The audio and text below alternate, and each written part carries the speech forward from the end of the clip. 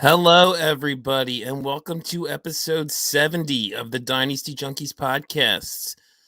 I almost forgot. I'm a proud member of the Dynasty Addicts Podcast Network. And I am your host, Rocky Petrella at Dynasty FF Addict on Twitter. This week with my co-host, Andrew Hall at Andrew Hall FF. Andrew, how's it going? Going good, Rocky. Always a pleasure to be in the second chair to your first chair. Welcome back. One of these weeks, I think I need to let you be first chair, and I'll just sit back and you can do all the hosting. You can set up the show sheet, and I'll just play off you. Oh no, you do a great job. Keep going. I don't mind being second fiddle. This is perfect. Okay, and we have another great guest as we always do. This week it is Kyle Senra at Senra Says on Twitter.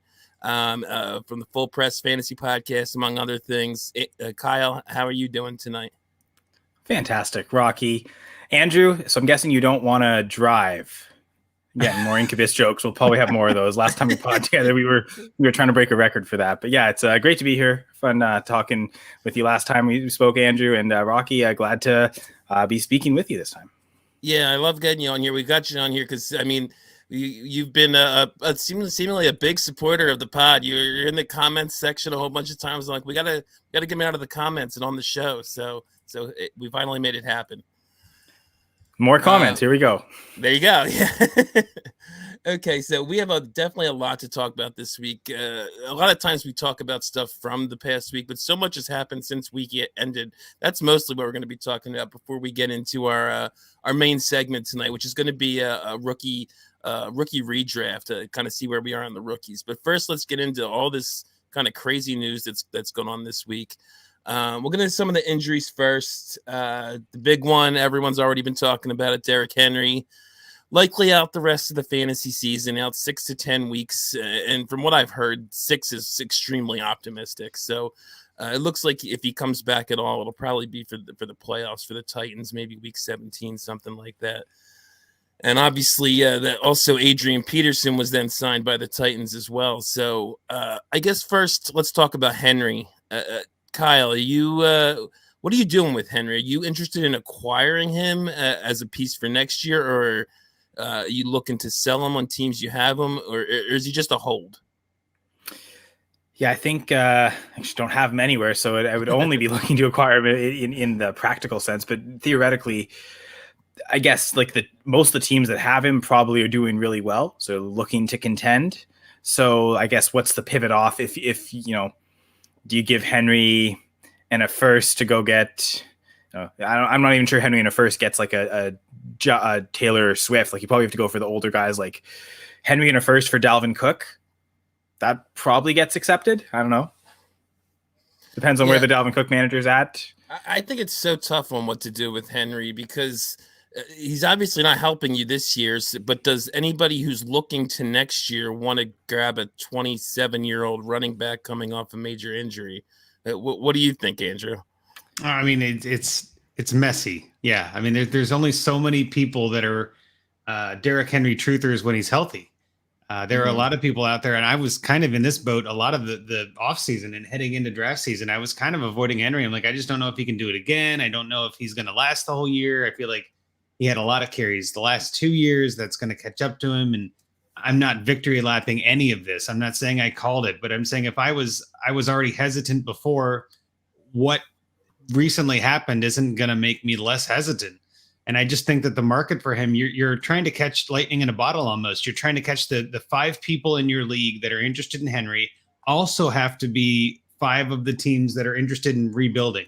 And at this point of the year, I don't think you've got 5 rebuilding teams. So I think if I had Henry on a dynasty roster, I'm probably holding a couple of weeks to let the news die down a little, because I feel like you don't want to make a snap decision. You got a lot of people, sending really low ball offers. I mean, he is still going to be a valuable asset, but I think too, if you get a couple of more weeks down the road, you get a little bit more of a market for him maybe. So that's kind of where I'm at, but I'm definitely not going out there and acquiring him right now. I'm probably not selling him right now. I just feel like hold is the only thing you can really do. That's the only way I'm at with it. Yeah, manager. Sorry, Rocky. I was just going to say that's kind of where I'm at too. I have a few Henry teams. I'm not really looking to acquire him for the reason I said. I don't really see the point in picking up a guy who's going to be 28 next year. If I'm going to acquire him, I'd actually probably rather wait until the off season. Once we get to the non-point scoring season, it's all, this guy's old. We forget about how great he was those first 8 games. He's, and the injury thing becomes even bigger. I think the fact that I think almost a lot of times when a guy gets injured, it's like that. Everyone says that his value, increases the further you get away from the injury. I almost think it's the opposite here.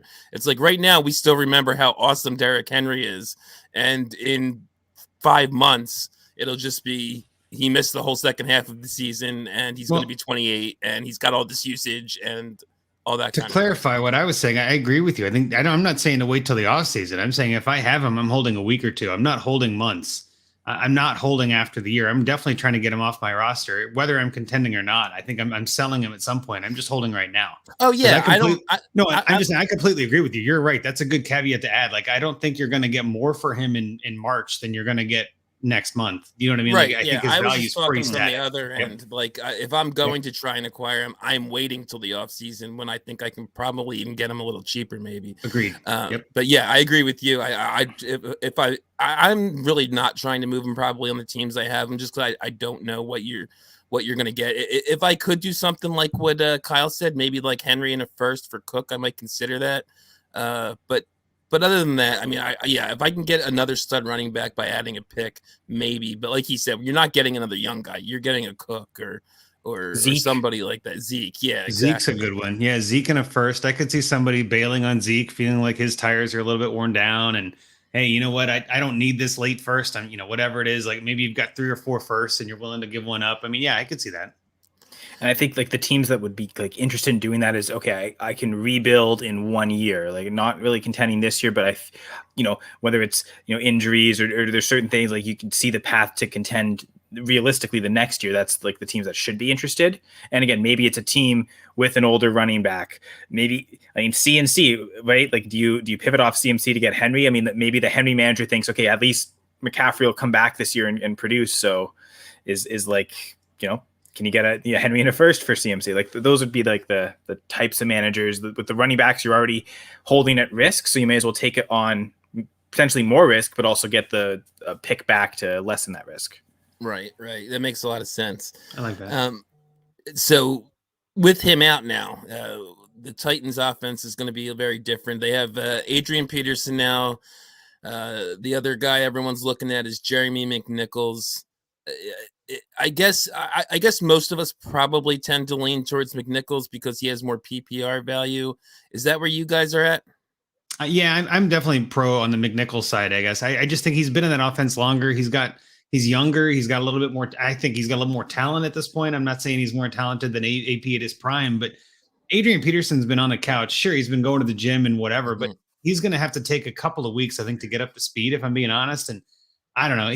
He worries me too because he's one ankle injury away from retirement at every single carry. It could be his last carry. I mean, I think I got him in 2 of my leagues, of my 15 or whatever leagues, and one of them was in Fog of War where it's all blind bidding. And I just I had a ton of fab left after the first round, and I was like, screw it, let me go in on AP, right? But I got him in another league for free at $0. Like I just threw it on there just to be like, hey, maybe nobody will remember him. It sure enough, it went through. I'm not actively acquiring him. I'm not looking to go get him. I'm not trying to send him for a trade. And that actually there was another league where I got him and I sent him away for a 2nd round pick. And I'm like, that's an easy accept. You know what I mean? Like, yeah, gladly. I got Adrian Peterson for free off waivers, and I, spent a lot of basically bought a 2nd round pick. Exactly. And I'm fine with that. Like it was a 23 second, right? I'm, 2 years out, fine with it. Like that. I am ecstatic about that. Like I don't need AP on my roster. So yeah, I'm definitely on the team McNichols. I think he's probably going to get the first chance. And I mean, if he doesn't do anything with it, sure, maybe they turn to Peterson and see what he's got left in the tank. But I'm not excited about the Tennessee backfield anymore. That's for sure. Yeah, I think, Kyle, you're going to say something. I want to let you go. Well, I was going to say, I like everything Andrew said about Peterson. I agree entirely with, but I also apply that to Jeremy McNichols. Like I'm not excited about him at all. They don't really throw to the running back. Maybe that's how that offense shifts, but I kind of get the sense. I mean, they've got Ferkser, they've got Pruitt, they've got Jeff Swain. I feel like it just could be maybe more tight ends more than anything, especially if Julio can't come back. Like those would be the pieces I think I'd rather invest in. If I'm like, again, the argument for McNichols being the pass catching upside. And I think, in terms of who's going to score the rushing touchdowns, I think that's got to be Peterson. So I'd actually say Peterson. I mean, I don't think McNichols has much dynasty value. So I kind of go with the guy I think can be for the fantasy playoffs, who's going to be like the higher ceiling every week. And I think it's Peterson with the touchdowns. I don't necessarily disagree with you. That's what I was going to say there. I actually did I have no interest in trading for either of them, but I got McNichols is owned almost everywhere before this happened in my leagues anyway. Adrian Peterson was not, and I got him in a lot of places. I bet a bunch of fab because I think he is going to be a startable asset, and that's very rare. Most of your waiver wire pickups in Dynasty, especially the ones I'm in, which are usually like 28 to 32 roster deep. So most of the time you're not getting a guy you can start. And I don't know how often I'll start him. I'd probably need some injuries and things like that. But like Kyle said, I think he's going to score the touchdowns, the rushing touchdowns they do get. I don't think that's going to be McNichols very often. And I do think he's going to get, probably not for the first week or two, but I think once he gets up to speed, he's definitely going to get a larger share of the rushing workload, I think. So, see, you know what I think is funny though is that I think this is probably the correct take. I think Tannehill's going to have to throw more, but Tannehill has rushed in a few touchdowns. I actually think Tannehill's the one that sees a benefit on all of this. I mean, I'm not disagreeing. Peterson definitely has some TD upside, but I've been entirely fine with Tannehill rushing it in from the 2. They used to give that to Henry to pound it in. I think it's going to be Tannehill now. I don't think it's going to be either running back. I think they're going to have running backs between the 20s, and when it gets in close, they're going to pass short passes to Brown or the tight ends and just rush it in. I think this is Tannehill to the moon season in my book, right? The biggest, I don't want to say benefactor of an injury, but I think the biggest fantasy winner in this is Tannehill. Really, I think that it just helps his value immensely right here, because the biggest thing in his way has been that running game, and now that running game is not at all what it used to be. And I think that you're going to say the narrative could go, well, now the teams are going to know he's passing and all this. They're still going to run the ball. It's not going to be leaning on Henry like they used to do. So I think Tannehill's the one that benefits here, and I'm fine with that. I have him in a couple places, and I'm like, yeah, let's do it, man. Let's get them points.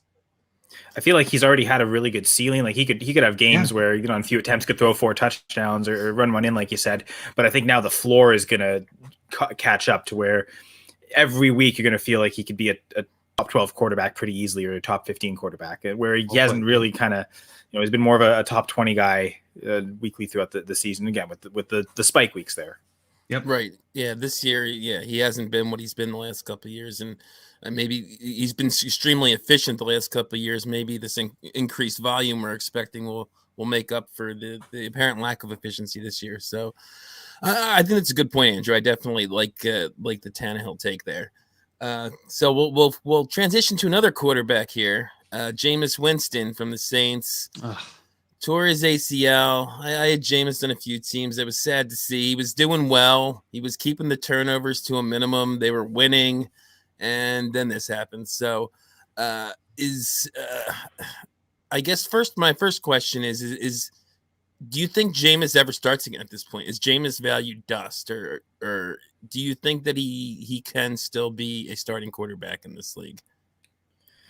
I think he kind of proved something this year. And it's funny, like he's going to be the first player to get over an 8.6% touchdown rate over the last 4 years and not win the MVP.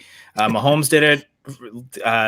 Jackson did it, and then Rodgers did it, right? So he's right now leading the league in touchdown rate. And I mean, I know, like, I think Stafford's at 8.1. If he explodes even further, he could surpass that, but likely Winston's going to finish the season that way. And kept, like you mentioned, he kept the turnovers to a minimum. So definitely showing a lot of growth with decision making, which I think was always the thing. I mean, the accuracy I think was always there. The physical attributes, he could throw every pass in the playbook, but can he make the right decision? Seems like that's been the case this year. I wouldn't shock me if the Saints can't get any other quarterback, especially if they struggle with Taysom Hill or Trevor Siemian. If he just ends up back with the Saints, the success he was having with them, he figured that at the very least there'll be an option for him. I mean, enough teams looking to get out on different quarterbacks. He probably will start again, I think. So it's just, again, this will be a recovery process for him. But yeah, I actively like traded him away this off season, so might be cheap enough now to go back and buy in potentially. Well, that's actually what I was going to say. Yeah, I think Winston gets a job somewhere next year. I have a hard time believing it's on the Saints, though. I feel like the way that his injury occurred in the middle of the season like this, with Thomas sitting out, and like that team is in a massive transition. I just don't see them bringing Jameis back for one more year. What's the point? You know, they got Ian Book on their roster, who's a rookie who might not have anything in the tank. We don't know. Taysom Hill, of course. Trevor Siemian did all right. I mean, I just don't think that team is going to go back to him. And I do think, go ahead. I was just going to say, to Kyle's point, though, it might be hard for them to obtain a quarterback unless they, you know, somebody like a Rodgers wants to come there. And I think that they could actually still win enough with that defense that they won't be picking in the top half of the first round. No, I agree. And that's where I was going to go next. Like, I don't think they acquire one in free agency. I don't think they get one in the draft. I think the three that they have on their roster are who they go into next year with. In all honesty, I think this is one of those teams that I think is going to be in a couple of year rebuild starting now. And it's not easy for a team like the Saints to look at that. But I mean, look at their team. They've got Kamara, and that's about it at this point. I mean, that team is just depleted. I can't see that team being competitive next year, even with Jameis Winston. Let's be honest. Like, even if Jameis was full Jameis, he's always been kind of bad for the NFL, great for fantasy. You know what I mean? Like, that's just not someone I usually build it. I would think you want to build a team around. So I think they don't find anyone else. I think they either let Jameis walk or find an offseason trade partner. Who knows? Or, you know, maybe we find a way to work around this. But I think Jameis goes somewhere to be a backup. And in all honesty, I don't know if that's a bad thing for him. I think he's somebody that I'm looking to acquire for on the cheap and rebuilds. You know what I mean? Like, why not? In Superflex, you always like have a little extra quarterback luck. Maybe he gets a job somewhere. Maybe he goes to Indy and sits behind Wentz, right? And Wentz gets hurt and he gets a job in week 2. I mean, that's the kind of guy I think Winston's going to be. I don't think he gets a starting role. Even this year, it was, remember that in August, everybody was talking about, is it him or Hill?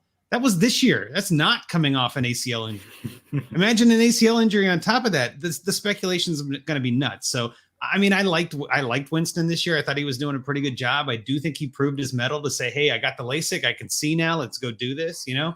But man, I'm just disappointed because he was actually having a good year and that team needed him. So it's kind of a bummer, but I don't know where he goes next year. So yeah, I mean, it's a fun one to watch. I think he was good. I'm sorry. Between the off season. That's okay, Rocky. Sorry. But like the main difference is like he didn't produce like this last season, right? Like he was on the bench. So like this year is kind of a difference between even the team's perception. Like they could have believed in what they wanted in practice, but like him getting the wins and him playing so well in games, I think is going to go a long way to kind of convince him. And again, I think like I guess if Taysom Hill goes and wins them a playoff game, maybe not. Then maybe they say, you know what, let's build around Taysom Hill. But short of that happening, like I guess, yeah, what would Taysom Hill have to do to convince him that he's the answer? Because I think like Rocky, like what you're saying, like tough for them to acquire a team. I don't think they have much cap space, right? Like they're still in some cap trouble. Like Rodgers, Wilson, Watson, you got to trade for them too. You can't just, it's not even just the money thing. It's so what else are you giving up? Maybe whatever they give up, it helps free up the cap space. Maybe that almost is an advantage for them. So we'll see. Would it be like, I almost wonder with Winston, is the advice the same thing as Henry? Like the teams that are rebuilding that have another quarterback that's risky, like a Jared Goff, a Sam Darnold, which Garoppolo, I maybe feel like one of those. Those are the guys I traded to get by trading away Winston. Now I'm thinking, oh, what do I go back the other way, right? Like is the price swung where you again get Winston cheaper than them? So those would be like when you already have uncertainty at quarterback, if you can kind of give someone points this year who has Winston and was competing and get a pick back and like still manage to take on all that risk. If you still feel like you've got the same long-term risk anyway, may as well get the extra pick. So yeah, it's probably the same thing with Henry. If I'm not competing as a guy who likes to try and get cheap quarterbacks, I could see myself throwing. I can't imagine anybody would expect more than a second for Winston at this point. I'm not starting there though. Yeah, I'm sending less than that. You know what I mean? If I land there, fine. But I'm starting with like a bench player and a third. You know what I mean? Like let's just see like Slayton in a third. Like one of those guys. It's like just clogging your wide receiver bench. Start with that. That's what I'm probably doing. Yeah, well, I think the other team might want something better than Slayton to put in their line. If you're giving away a quarterback, even one who's hurt and you don't know is going to start again, I still Every think league is different, Rocky. You know this. There are some leagues out there where that trade flies through, smash accept, and you feel like you did a bad thing. And then there are other trades where they laugh you out of the league. They're like, "What the hell is this guy doing?" Like, I always say this is in a hypothetical vacuum. That's all it is. So that's where I start too. I always like to say, well, why start high? What's the benefit of sending a second? Like, no, let's send a third. Maybe they say yes. If they don't, okay, then here's your second, right? Why not? It's a negotiation. right. But yeah, I think I have no problem with that. I just think it's probably going to land on a at least a late second or something like that. But I definitely think I think Kyle's right. I think he could end up back. I know you're saying you don't think so, but I think he could end up back with the Saints just because I don't know what even if they pick a late round quarterback. I mean, they still might keep him, not late first round quarterback. I still could see them keeping him there and him being the starter next year, and then maybe that guy eventually takes over or something. But yeah, so Jameis is done. Taysom's got to be the guy, right? It's what we've been talking like that, but they've been cagey about it this week. Do you guys think there's any real chance it might be Simeon? I mean, I'll jump in here and I say I think the only way I think it's Simeon is if Hill was still in the concussion protocol and hadn't practiced. He's out of it. He's practicing. Right. I think it's Hill. Today, I think. Yeah, I think it's Hill. I think the only way that it would, and Simeon's definitely a fine backup to Hill going into the game. You're not going to bench Simeon or have a healthy scratch at this point. But I think I'd be more nervous for Hill than if he wasn't practicing and all this, but he is.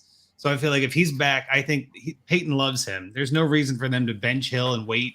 Like, what do they got to wait for? You know what I mean? Like, let's just get the guy on the field. He's the pocket knife that everybody likes, and let's just go back to him. So I think Simeon's seeing the bench, but again, Hill's one more concussion away from missing 2 games or 3 games. You know what I mean? Like, Simeon's a terrific flyer. If he's available, I'm grabbing him anywhere I can in Superflex leagues because he's literally 1 injury away from starting, and that's really hard to find, especially on waivers in Dynasty. So yeah, I mean, it's a weird world we're living in this year.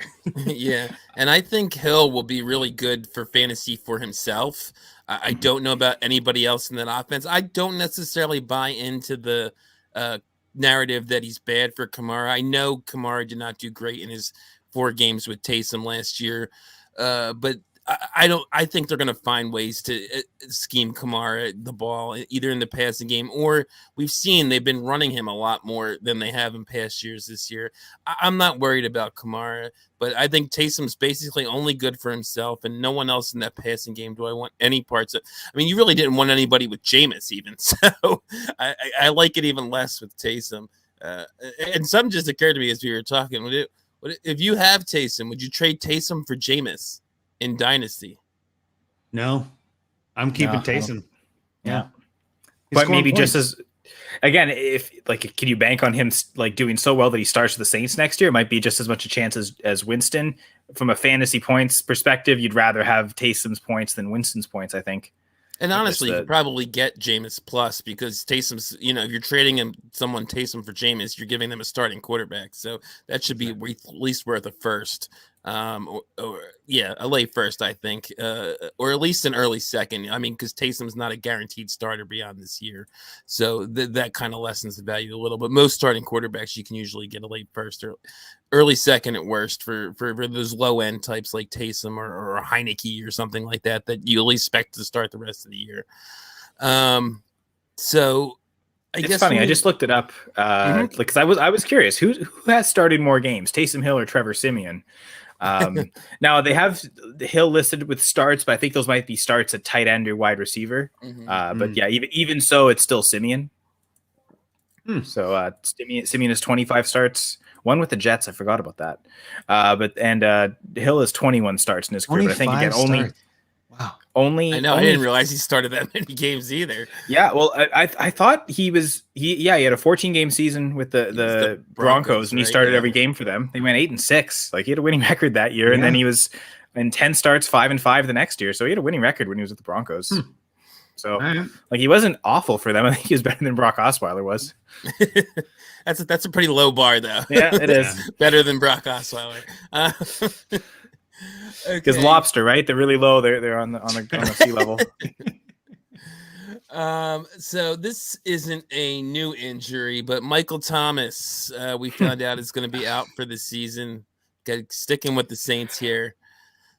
Kyle looks like he already has something to say. I'll victory lap this. I said stay away from Thomas. Like there's no guarantee he plays at all this year. And I think this is just like the timing of the surgery and the fact that he was still dealing with an injury that he suffered. Like when we were drafting in August, at that point it had been like 11 months, and it was still like he's still not on the field. Yeah, they're still not even close to being on the field. Like how long is this going to take? And is he really injured? Is he just no interest to play with this team? Okay, I've got the going for two hat on, but I'll find my tinfoil hat somewhere. When Drew Brees a couple years ago, now that has been a couple years ago now, but like spoke out and like, still understand why the players are kneeling and all that controversy. And then like he still played for the Saints that year. I remember Thomas like shortly after kind of tweeted something out that was like really like he wasn't happy with it.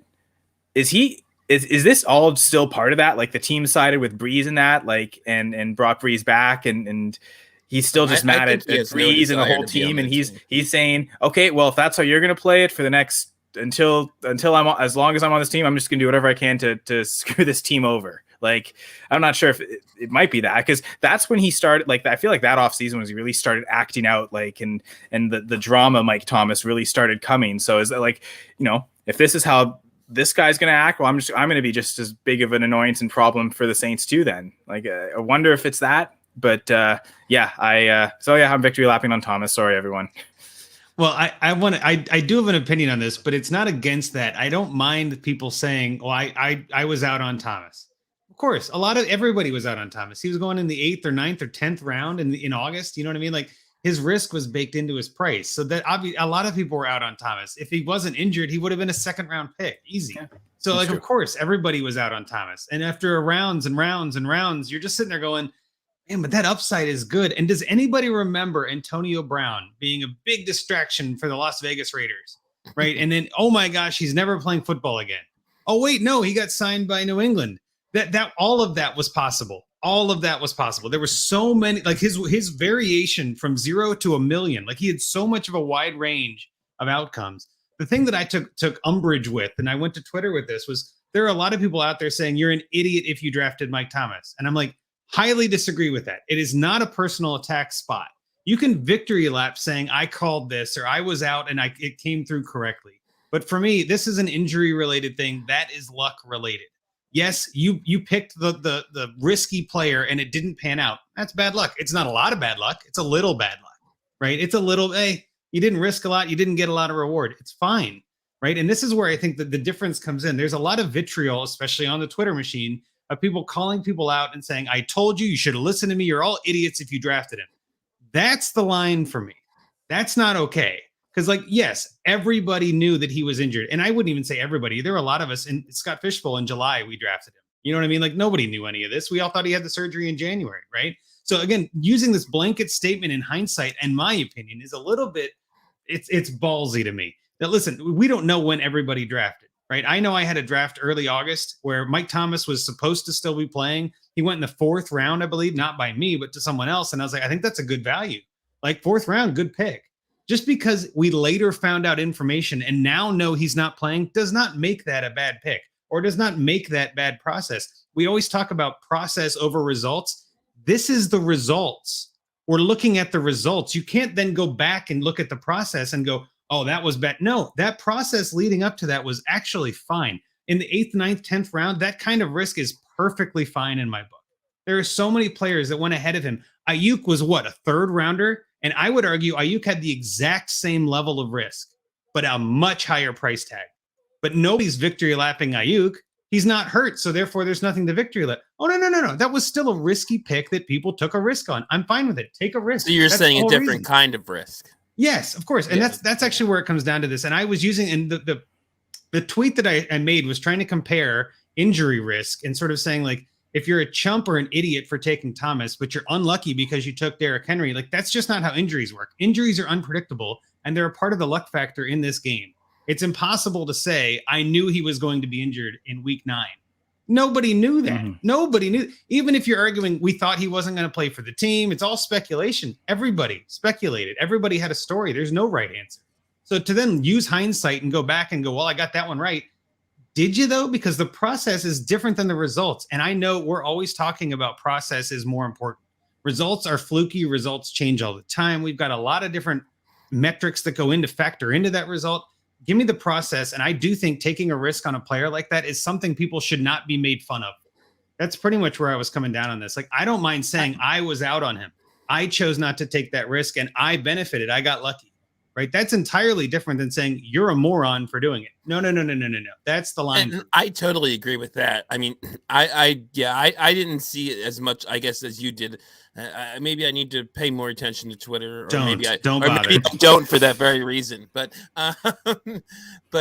yeah, I mean, the moron idiot thing, I totally agree with that. I do agree though with the people that said that they were out on him, because once the whole surgery thing came out, there were definitely things about that this could last longer than just the pup list 6 weeks. Oh, for sure. And there's been, I think, hits all off season that maybe even going back to last year, that Thomas is just, he's a little bit of a malcontent and has no interest in being with this organization anymore, is what it seems like. I mean, even going back to last year, I think remember he was supposed to come off IR and he punched a guy in the team or something. Yeah, but I mean, I bring up Antonio Brown. Talent tends to win in those situations, right? And if he's discontent on the team, we had all of this time up to the trade deadline. And I think a lot more of this, and this has kind of been implied, I think a lot of this is, he's hurt again right after the trade deadline and he didn't get traded, right? Like, that timing isn't perfect. Like, of course, right? That was him saying, I went off this team. I'm not playing for them. They don't trade me. Well, whoops, I'm still hurt.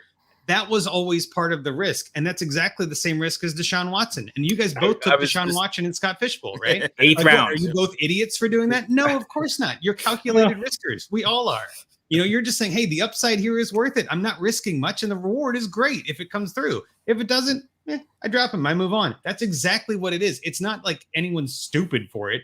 And I do have a lot of people on my timeline. I follow a lot of people I probably shouldn't, that were victory lapping it. Not like you were saying, Kyle, where they were saying, I was out on him. I had a feeling this was going to happen. I'm glad I didn't pick him. That's a me tweet. That's saying, I am glad me. Then there are others that are like, you should have followed me. You should have listened to my advice. You never should have drafted him. You're an idiot. That's a different tweet, right? That's a whole different aggression. There's no reason for that. It's all risk. Every player has risk. Every player has injury risk. Like, come on, man. Derrick Henry, right? Like, who was the number one fantasy player? That's why I was comparing him. Like by far and away the number one player in fantasy, like 5 days ago? Yeah. Oh, and now you're unlucky because you drafted Henry. Like, well, yeah, he got hurt. He was also way more expensive. And honestly, there was a whole bunch of narrative that he was going to get rode into the ground too. So like, what? I mean, really? That's what I was just going to say. Honestly, he wasn't the same injury risk Michael Thomas was, because he didn't have an injury coming into the season. But he was, given the usage the last 2 years, I had concerns. And I don't even know that his injury that he ended up getting was an over usage type of injury. I mean, he who knows, did something to his foot, but I mean, that could have just been a fluke thing. But he definitely, to me, was, even though I drafted him in Scott Fishbowl too, by the way. But who else did you draft, Rocky? We need to know so we can avoid these players. Saquon, a little late on most of them. Oops. Should have been through this 2 weeks ago. You did say he was 1-7, right? Yeah. Dang. It was not a good year for me. Just curious, Rocky, do you remember what round you drafted Watson in? I got him in the 11th. Okay, so I took more risk because I took him in the 8th, which is Andrew, what you're saying with Michael Thomas, right? So it's the exact same range. Looks like Thomas and Watson are about to score the same, so made no difference. I took one risk for the other. I love taking risks. I'm fine with taking risks. I think draft is exactly where you should take risks. I just don't like doing it with my first 3 or 4 picks, and that's why I didn't have any Henry on redraft teams. I think I might have had him in one eliminator just because it was like, eliminators are kind of fun, and I'm like, well, you don't want to be eliminated, so I'm always going for upside. So I took Henry in one of those, right? Okay, great. Well, now I'm going to be eliminated. You know what I mean? Like, okay, but like that's why I love risk. I'm fine with risk in the later rounds. You got to go upside. Yeah. And Scott Fishbowl specifically, I think you got to go with risk. And this year, 1,900 person tournament, that was my thing. And I already had, in theory, 10 starters at that point for an 11 starter league. Why not? Try Watson there. And agreed. If he had gotten traded this week, I think he would have played the rest of the year. But unfortunately, could you imagine Twitter blowing up? I know. Not just fantasy Twitter, but like you've got legal Twitter, you've got NFL Twitter, you've got, woke Twitter, like everything. All of Twitter would just go nuts. It would have been awesome. But And alas, he was probably, if he was not on Houston, he probably was going to play the rest of the year, because I don't think anything is going to happen legally until at the offseason, and the NFL has shown no interest in doing anything until the legal process plays out, it seems like. So, yep. But unfortunately for my Scott Fishbowl team, which probably couldn't have been saved at this point anyway, and some Dynasty teams I bought him cheap on during the offseason, it did not happen. So the last one more quarterback. This isn't necessarily an injury per se, but Aaron Rodgers, first he gets COVID, and then we have the whole, he was vaxxed, he's not vaxxed now, we thought he was vaxxed. That whole thing comes out. He's definitely not playing this week, and from what I've seen from the protocols, the earliest he can come back is next Saturday. So I'm wondering if he's even the following game could be in question. I don't know. There's a lot, dynasty wise, that we can take out of this, because it's only at most probably 2 games, but I guess the one thing from a dynasty perspective, it's going to be interesting to see Jordan Love this week, and he could not be set up better for success playing against the Chiefs defense. So, Kyle, any thoughts on Jordan Love? And I guess he's probably going to be the quarterback next year, right? You think? I mean, everyone expects Rodgers to leave. I think, yeah. I know some recent stuff Rodgers was saying, some good conversations between him and Gutekunst. It seems like that relationship just between the two of them has been smoothed out. So I don't know. The more this season's gone on, the more the less convinced I am that he's leaving, especially like when he first returned to training camp. The way the contract restructured, like Green Bay was already going to have to eat dead cap next year if they moved on from him, but that increased. So suddenly Green Bay's motivation to keep him has gone up just basically since August. So I almost think it's more of a 50-50 at this point. And it might just be, how does the season end? Right.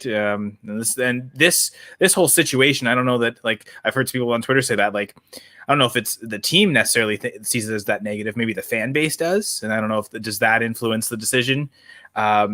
I think, and you're right, Rocky, in the thinking he might not play next week. The Geno Smith Seahawks, sorry, Geno Smith, the Jets. Imagine that.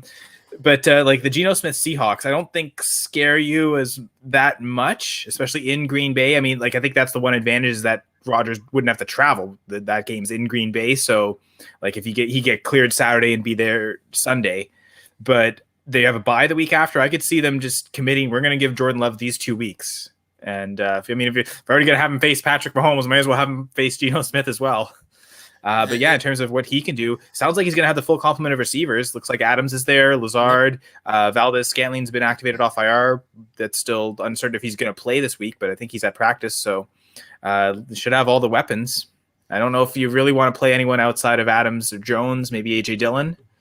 I'd venture Lazard in deep enough leagues. I think I've got one going where at least one where I've got Lazard going. So I think I played Nyheim Hines in that league, so I'm already off to a good start, it seems. So maybe we'll test the luck there with Lazard.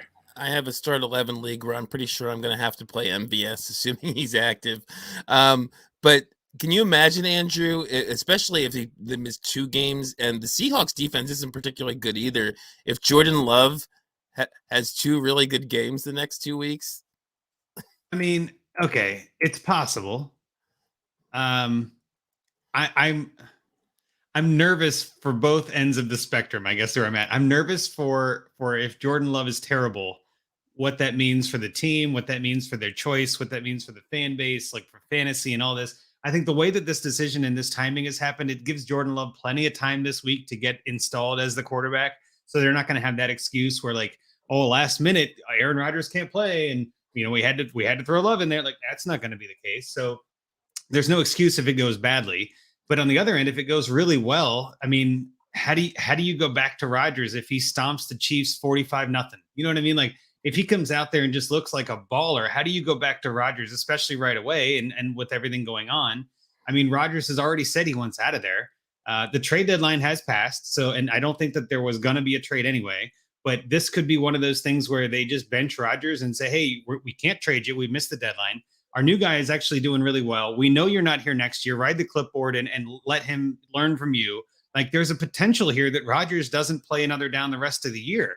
Now, granted, that's a small down. I think no matter how good he plays, that will not happen. No, that's a small chance. That's a small chance because Rodgers could look at this too, and with all this drama, and be like, I don't want to play. Like we don't know. Odell Beckham is sitting out. There's a whole bunch of craziness happening, right? And I'm not saying it's likely. I'm not saying it's possible. I'm not saying go grab Jordan Love. He's a QB1. I'm just saying there is a non-zero chance that Jordan Love takes this job. Right. I don't think that's going to happen. I'm not betting on that. I would have bet more that Michael Thomas would have played a snap this year. Right. Like that was less risky to me than saying this. What I'm getting at with this is the variance again, the range of outcomes for this. This game is going to determine a lot, not only about Love, but the Packers organization. And I'm really worried if it goes well, what then? You know what I mean? Like, oh, my God, like that would just break so many people. Oh, I just think there's no chance. I agree. I don't think it's likely, but if it did, that's what I'm saying. My God. I think that would speak volumes to who really gets final say, right? Like I could see Gutekunst maybe like I still think like I know everyone kind of tied that pick to LaFleur wanted Jordan Love. I don't see that. I think that was purely Gutekunst. Like this is the stamp I want to make. Like Ted, Ron Wolf brought in Brett Favre. Ted Thompson brought in Aaron Rodgers. So who's the quarterback I'm going to bring in? Like right. The legacy pick. I kind of got that sense. So like if the GM could really push it and have that authority to kind of make that call, I could see it. And I think that would, if Love, like if like your scenario plays through, Andrew, and Love forces Aaron Rodgers on the bench, then I think that'd be proof of that, like who's really in charge there. But I get the sense that like that type of decision would fall to Matt LaFleur, and I don't see LaFleur going away from Aaron Rodgers. I like future Hall of Famer, one of the two, especially the way Mahomes playing, one of the two best quarterbacks in the NFL right now. Like, I think I agree. Like I think almost like benching Tom Brady. He was the other best quarterback in the league, right? So like I think if it's LaFleur's decision, I don't think there's any way he benches Rodgers. Just to be clear, Rodgers has COVID, so let's see how he recovers because this might extend beyond the bye week too. So listen, and I'm not one for hot takes, and I'm not saying this is a take. I'm not saying it will happen. I'm not predicting this. I'm just saying, what if it does? Like this whole year has been so off the wall with some of this stuff. Like honestly, like I'm not even predicting it, but like I'm just imagining if that happens, no one will have predicted it except for me now on this recording, which is terrific. But at the same time, like no one will have predicted it. So everybody will be like, if what the hell happens, is going on? You need to victory lap the hell out of that, Andrew. Luckily, it's being recorded. You're an idiot if you didn't draft Jordan Love. I told you this was going to happen. Like, no. That's way off. No, I'm not Victor. If this happens, I'm buying a lottery ticket is what I'm doing. Like, forget you guys. I'm going to do something better. But yeah, I mean, I'm not saying it's possible. I'm saying it's possible, not probable. There's a big difference in those two words. To me, from a realistic perspective, the one thing I'm thinking is if that 45-point scenario happens with the Chiefs, I'm selling Jordan Love instantly if I have him anywhere, because you can sell him. Not only look how great he was against a horrible defense, but you don't mention that, and he's going to be the starter next year. I mean, you could at minimum, I think you get a first. Especially a rebuilder. Well, maybe not a rebuilder or somebody who's looking to rebuild quickly. It has to be an active I can get league. it starting. Yeah. Because you only have 1 week to sell it. You know what I mean? Like, if that's the case and Rodgers comes back, you got to be like a trade addicts league. Like, you got to get some people that are just going nuts. And you might just spam offers, send it to every team in the league. Doesn't matter. Don't even look contender rebuild. Anyone who gives me a first, like, and whoever clicks first gets him. And then maybe a contender takes him thinking he's going to start the rest of the year, and they're going to bench Aaron Rodgers. I'm not if anyone's listening, I am not going to accept that offer. I'm just not. To be fair, like I don't think Love's ever been worth a first, but that would be the scenario where he finally would become. I think at some point, maybe next year when everyone sees what he's doing as a starter, that's maybe when that price will come up there. But like he wasn't going in the first round of his rookie drafts. I don't think at any point he's been worth a first, so that would be the scenario where that's the sell high for sure. If he goes for 320 and 4, and you can throw in he's going to be the starter next year. I think you can probably get a first for him if that were to happen. Does he get the Matt Flynn 6 touchdown game? Yeah, exactly. Man, there's so much stuff going on here. We still have stuff, multiple other things to get to before we even get to our rookie draft. We got to move this along here. So I think that pretty much is the injury stuff we had. Yeah, I definitely, before we move on, I do want to talk about Ridley. I feel like we've covered a couple of these other ones, but I don't know if we've covered Ridley enough. And I do think this is worth discussing because Ridley is an enigma, right? It's not an injury like we're used to seeing. It is an injury. It's a mental health injury. And I think this is something we need to normalize a little bit more, right? You can get scarred mentally. You can have issues mentally that cause you to affect your physical being, right? And I think we're seeing that here. And we've seen it a few times over the last couple of years. I'm a big advocate for, speak your truth, do what you got to do. If you're not fine, be fine, get fine, right? And I really respect Ridley for doing this. I don't think 10 years ago, I don't think this would have happened, right? I don't think that we would have had the right landscape for this to be a thing. And I do respect and really do want to say that it's probably the hardest decision he's ever had to make is saying, I am not well and I need to take a break. That's so hard to do with the NFL and everybody focusing on you. But we're here to talk Dynasty. We're here to talk fantasy football. As much as I want to talk about the real stuff, what are we doing with Ridley in Dynasty? I mean, like, what's he worth? Is he coming back in 2 games or 2 years? Does he pull an Andrew Luck and never play again? I mean, again, the variance on this guy is just through the roof right now. And it's, man, I'll tell you what, I will say this. I traded Ridley and Edmonds for Tyreek Hill 2 weeks ago. And everybody in that league was like, oh, he's going all in. And I'm like, it felt like a fair trade, right? Like Ridley's going to be the next guy, but I'm trying to win now. And Tyreek Hill and Chase Edmonds hasn't done much. So I'm like, I'm fine with this. That trade looks amazing now, right? Like, but I'm not victory lapping this. Like, it's just, I got lucky. You know what I mean? But I have another league where I've got him and somebody sent me a third for Ridley. And I'm like, I can't take a third for Ridley. I'd rather hold him for that price. So like, I guess, and Rocky, as someone who's in a bunch of trading leagues, I mean, have you seen any Ridley trades go down this week since he announced this? I really haven't. I don't think he's been traded in any of the trade addicts leagues I'm in like half of them at this point. And well, yeah, once you become co-host, you get to be in multiple leagues.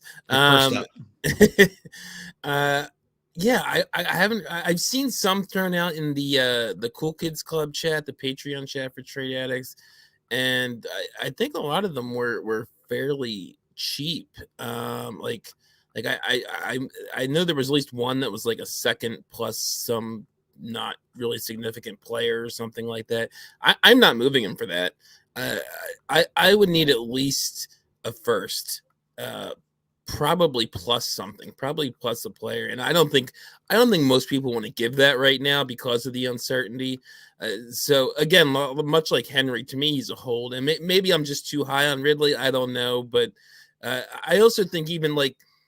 I mean, people could argue he's been underproducing this year anyway from what we expected, but for all we know, I mean, this could have been bothering him all year, whatever's going on with him mentally, and it may have been affecting his play.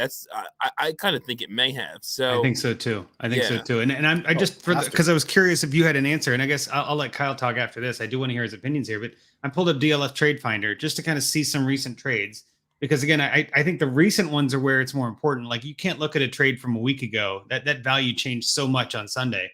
But I mean, there's the most recent one that comes up, and I'm looking here. This is in a This is a 2 QB, so a super flex league. Antonio Gibson for Ridley in a second. Which side of that would you take, Rocky? Ooh, that's tough because I like Gibson more than most people do too. Or Ridley in a second, a 22 second. How about you, Kyle? Which one would you take on Ridley in the second? It's funny because I feel like I don't like Gibson as much as many people, and I think I'd take Gibson. But I do. Perfect. In rebuild teams, especially, I think I want to kind of like in the next week be aggressive on sending trades out to buy Ridley. Agreed.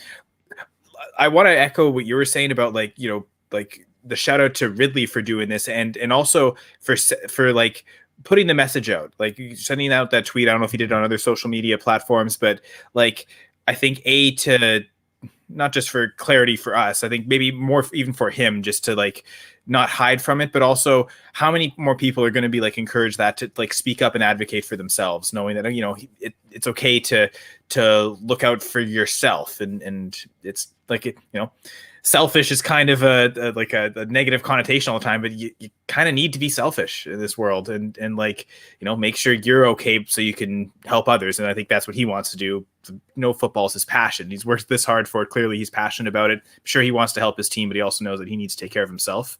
But I say kudos to the Falcons, because it seems like they've given no pushback on this at all. Like anything he's needed, they've given. And that's maybe where, like 10 years ago, not every team would have said it either. Like not every athlete like that. And those that would have come out and said it, I'm sure a lot of coaches would say, no, I'll just play through it. Like, so kudos on the Falcons, because it seems like that's been whatever he's needed, they've given. I mean, it seems like he was practicing all week, like kind of maybe made the decision Saturday or Sunday, early Sunday to do that. And it seems like they've gone along and like there've been I don't know how much you guys pay attention to like hockey, but like even in football, there've been a lot of like negative, bad sports stories right now, and certain, teams not looking out for players, but this is a good one. So kudos to Ridley, kudos to the Falcons. Well, and the only other thing I want to put on this is this has probably been the most stressful 2 years that I've lived through in my almost 40 years, right? COVID has been very stressful for a number of reasons. There's a lot of division. There's a lot of confusion and misinformation, and we're not going to get into any of that, but all of that adds up to mental illness in a way. And I don't want to make it seem like mental illness is a negative. It's just, we're all dealing with stress. We're all dealing with things. And there are so many things. I see it on Twitter all the time. People just, having a bad time or lashing out or whatever. And it's like, I get it. Hurt people hurt people. I say it all the time. And I feel like if you're in a place right now that you need to talk to someone, like if you need to step away from whatever you're doing, I fully respect that. Take care of yourself. Don't feel like a failure. You know what I mean? Like Ridley did this at the top of his game. We've seen other athletes doing this recently. And I think it's something, again, kudos to all of them, because it's not easy.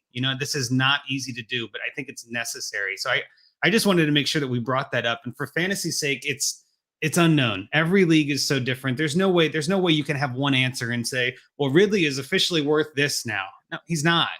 Right? That we nobody knows. We're all just going to guess and do the best that we can. And if your team has Ridley and you don't want him anymore, I get it. Right? If you're like, I'm done with this guy, I don't want him on my team, he's too risky, I totally get it. His risk profile changed in a flip of a switch.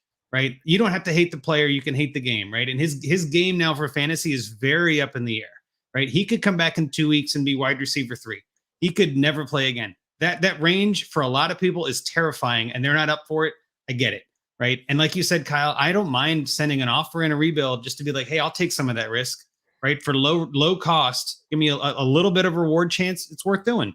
But on a contender, I don't want him. There's no way I need points. If I'm contending, I need a guy who's playing. And as much as I respect and love what Ridley's doing, he's not getting me points. So he's probably off my team. I know we're going to play Find Me a Trade later, but in HQ2, Dynasty Trades HQ2, I'm not doing very well at all. I think I maybe have 2 wins or 1 win. It's not very good. That's an orphan I took over and have tried to kind of piece together, go all in, or not go all in last. Well, yeah, I guess kind of go all in last year. Didn't really work out. So now I've really committed to the rebuild. I got to do it properly. And like I've got Brandon Cooks is a good piece. And I'm wondering, do I have to add to Brandon Cooks to get to Ridley? If it is is that like Cooks in a third, maybe gets that done. Cooks in if I've got late seconds, may have multiple seconds. That league, I'll have to check. But like, I'm wondering what the pivot is from Cooks to Ridley. But there's so many wide receivers to pivot from. You could go from different directions. Like, am I going to give up an elite player on a rebuild team and get Ridley in a first back or something like that? Or do I, still get a receiver that's lesser valued but the gap is much closer than it had been. So maybe, if you'd like before the season, Brandon Cooks in a second probably would definitely not have gotten Ridley. But now I don't even know if I want to send that. Like I even get it for less. So that might be the way there. So I asked you a question, but I just kind of talked through and never give you a chance. So if you want to answer, feel free. Well, I think you're on the right track. I think Cooks in a second for Ridley seems about right. Cooks in a third for Ridley seems about right. Like somewhere in that range. So yeah, I'm with you. I think that's not a terrible offer. And if you're a contender, you need something like that. You need points. I don't think that's a problem. I don't mind, sending Ridley away for something like that, because you're not giving up. You're not throwing away his value. You're getting something back. So I like that. Okay, and Jay, just to tie this up, I just wanted to agree with you too that I love that this is kind of becoming a more accepted thing. On my Eagles earlier this year, not a fantasy relevant player, but Lane Johnson had missed 3 games for this exact reason. It wasn't known when he stepped away, but he came back. It was just personal reasons. And then he came back in 3 games, and he put it out there that it was depression, anxiety, that kind of thing, mental health. and we're seeing it more and more. I don't know if it was ever fully disclosed, but I think the Will Fuller thing, a lot of people thought that was a mental health issue as well. It may not have been, but it's definitely happened over the last couple of years more and more. Talk hockey. Jonathan Drouin for the Montreal Canadiens. I mean, that's a team that went to the Stanley Cup final last year, and I don't think he played any of the playoff games. And he later came out this summer and said he was suffering pretty severe anxiety. And I mean, he's back with the team now, playing pretty significant minutes, second line, top line at times. So yeah, I think across sports, it's becoming and really society in general, not just the sports, but really every industry, it's becoming more accepted, and that's a good thing. Okay, and we record on Thursday nights during the game. I don't know if either of you guys have JT, but if he wasn't the RB1 in fantasy before tonight, he's going nuts out tonight. 18 for 172 and a touchdown, and 2 catches for 28 yards. And we're in the middle of the third quarter as we record right now. So I think he's pretty much solidified his RB1 status in Dynasty. As the RB1 at this point. He might be. I just had to mention that. Yeah. No, I think so too. I know there's talk at Swift at some points this year too. Might be, again, those two in the same class might be tied together. I think they were picked like within 10 picks of each other in the NFL draft too. Round, so they'll kind of be tied together for a while, it seems. Okay, we are very well into this podcast so far.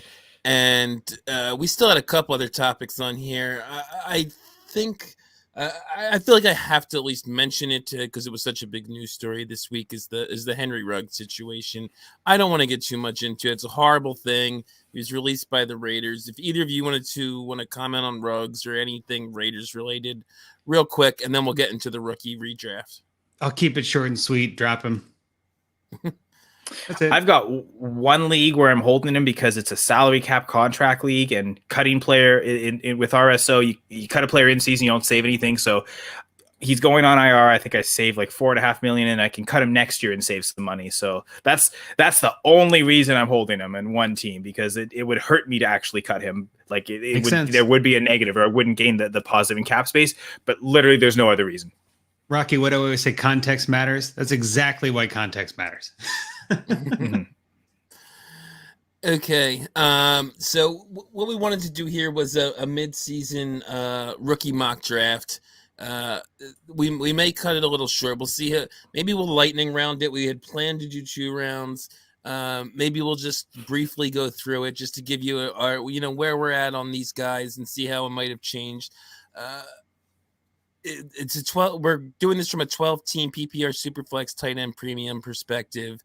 Just at midseason here, just seeing what we think of the rookies now. And I gave the 101 to Kyle because he's the guest. So we'll get right into it. I took the 103 in part 2 because I didn't know who the hell I wanted to pick with those first 2 picks. So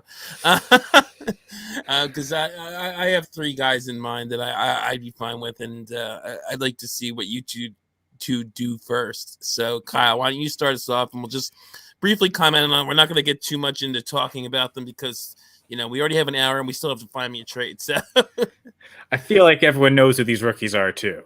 Like we're not going off the board. Like let me take Deion Jackson first overall. Let me tell you about this undrafted free agent who I think is still on the Colts. Yeah, I made a little bit of I made a board for this to do it as we go along, and I think I noticed too. One thing I noticed is I think our first round is not going to be that far off of what the first rounds were back in like May. It might be the order is going to change a little bit, but I think we're going to see a lot of the same players. Maybe one extra guy sneaks in there. That was the second rounder last year. But anyway, Kyle, you go.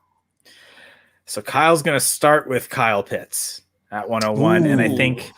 Yeah, part of me was thinking, okay, I'm going to go which quarterback do I want? But then, I know you guys have both spoken about this on this show and in various shows. Know your format, right? The tight end premium. I mean, in tight end premium leagues, I expect Pitts is probably going to be a first-round startup pick next year. I guess, depends on the number of teams, of course. But like he might. I mean, a lot of people are already kind of saying Dynasty tight end 1 anyway entering the season, but now that he's gone and produced pretty well, and Kelsey's had a disappointing year, Waller, Kittle have been injured, I don't think anyone's going to say Mark Andrews is the tight end 1 in Dynasty, so it kind of almost feels like Pitts is going to be kind of universally held in that way. Even I know I was a little cold on the rookie tight end, but even I'm coming across to now. So Kyle Pitts 101. I'm sorry if that took too long. No, it's fine. Ridley Truther in our chat says, "Go as long as you want. The Thursday night football game's a joke without the great Mike White." So, I agree.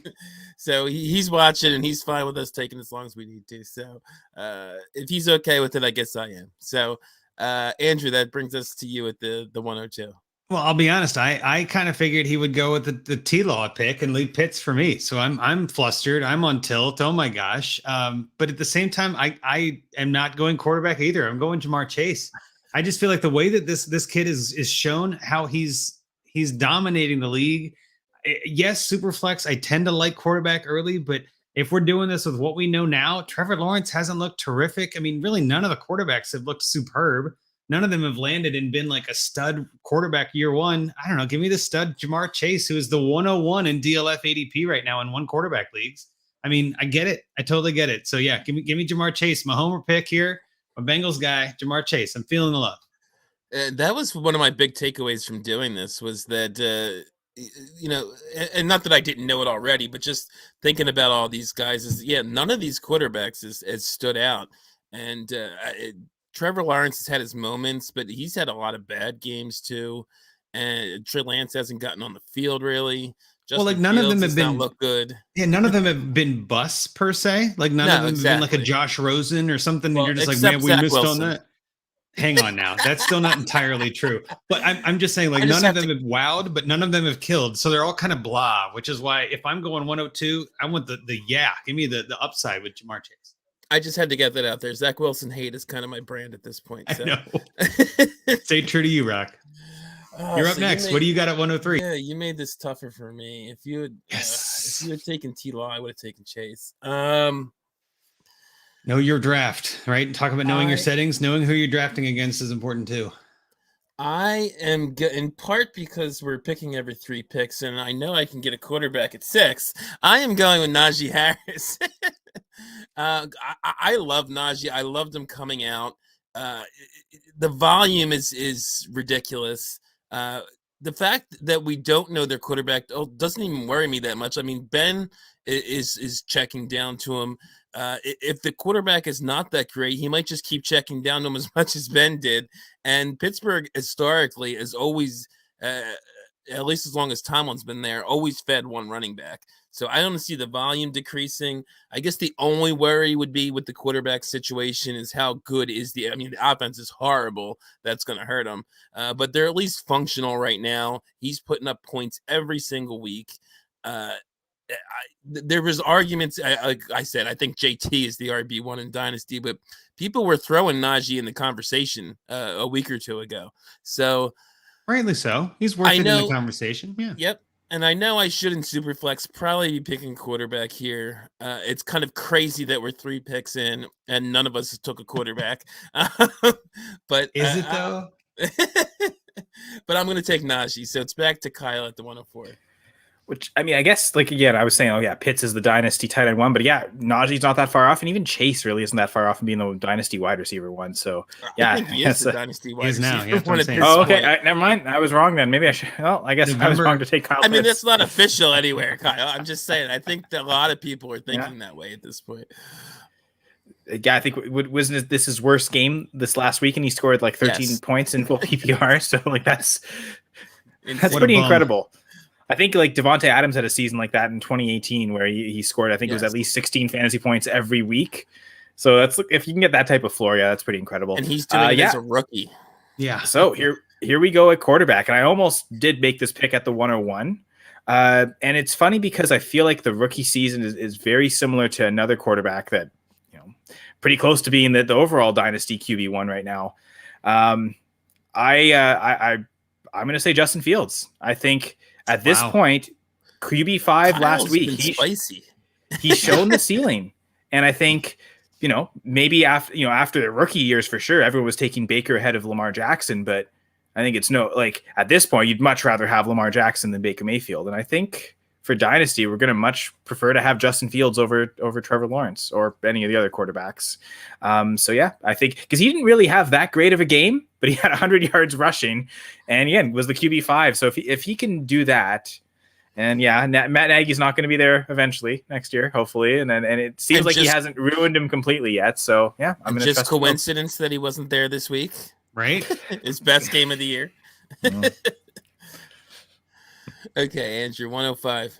Trevor Lawrence, just put it on the board. I'll take him at 105 in every single draft if you let me. So yeah, Trevor Lawrence is an easy pick. Your turn then, Rock. Real quick though, I do want to say I love that Fields take. I don't think it's wrong. I don't think it's bad. It's a little bit ahead of what I would probably do, but I don't mind it. I just traded for Fields in a rebuild. I sent pretty much a first and some junk pieces for Fields. Happy as hell with it. So yeah, go for it. Yeah, I love it. I Justin Fields was my 102, coming out, and I called him 1B to Trevor Lawrence's 1A. So yeah, I don't hate it. I would probably put Lawrence ahead of him at this point still, but I can't get mad at it. So that leaves 106 to me, and I will take Trey Lance. I've made my worries about Trey Lance known. I'm not super high on Trey Lance. The main reason I would be taking him here, though, is that 106 is super good value, and I feel like I could then turn around and sell him for a whole bunch once he gets into the starting lineup. Even if he's not playing well right away, he's going to run the ball a lot, and there's so many Trey Lance truthers out there that I could turn him into way more than I could turn any other rookie on the board here into. So even though I don't love him, I'll take the value, and then I'll take him at the 106 and then sell him for like 2 firsts when he starts playing. Trade for value, draft for need. Or no, the other opposite. The opposite. No. The opposite. I'm sorry. You were so close. Damn. It's okay. I'm just junk. No. But I do have a question, just because we talked about those 3 quarterbacks. Imagine that they went back to back to back. I remember I did a startup and I was sitting at the 110. Took Russell Wilson, thinking, okay, one of those 3 is going to fall back to me, right? But no, the next 3 picks right in a row, all 3 of those rookies were borderline dynasty, first round startup guys. Do we think they're going to fall after their rookie seasons? Are any of them going to go in the first round of startups next year? Man, I'll be honest. If Nagy leaves, I could see Fields maybe because of the potential upside. And I think in the off season, in the non-point scoring season, a lot of dynasty, especially startup dynasty people that are kind of getting into it or starting a 30th league or whatever, are looking at that this is the year and the eternal hope and all this. I don't know if anything could change other than Lance getting the starting job later this year and balling out. Maybe that changes his value up, but I don't see a lot of them really getting higher. And I think I'm with you. I think at that 1-2 turn, man, you're asking a lot right there. So I don't know. They might fall from there to mid-second, but not far. Yeah, I'm not sure they do really. Everybody loves the young guys. There's so many ages in the dynasty community, and I just think I think that Lawrence is going to be in the first on no matter what happens this year. I mean, unless he starts throwing 3 picks a game the rest of the year or something, and he'll have the narrative too that probably Urban will be gone, so that he'll be even better. Oh, that's a good point. Yeah. Yep. Even if he's okay, even if Urban enters the year as a coach, he might get fired midseason, or he's not going to make it past year 2. That'll, it won't be the long-term stink. Yeah. Yeah. Okay. So, you didn't make a pick there, did you? No. 107. No. So I guess, it is my turn. It was so hard. I'm trying to distract and think about it, but yeah. I think ultimately, the way I'm thinking about it really is between one of 2 players, and maybe that's already a hint, and it's just going at different positions. But I'm going to go with the guy that I had as my wide receiver 2, or at least rookie wide receiver 2, and it seems like that's kind of held true, and it's Jalen Waddle.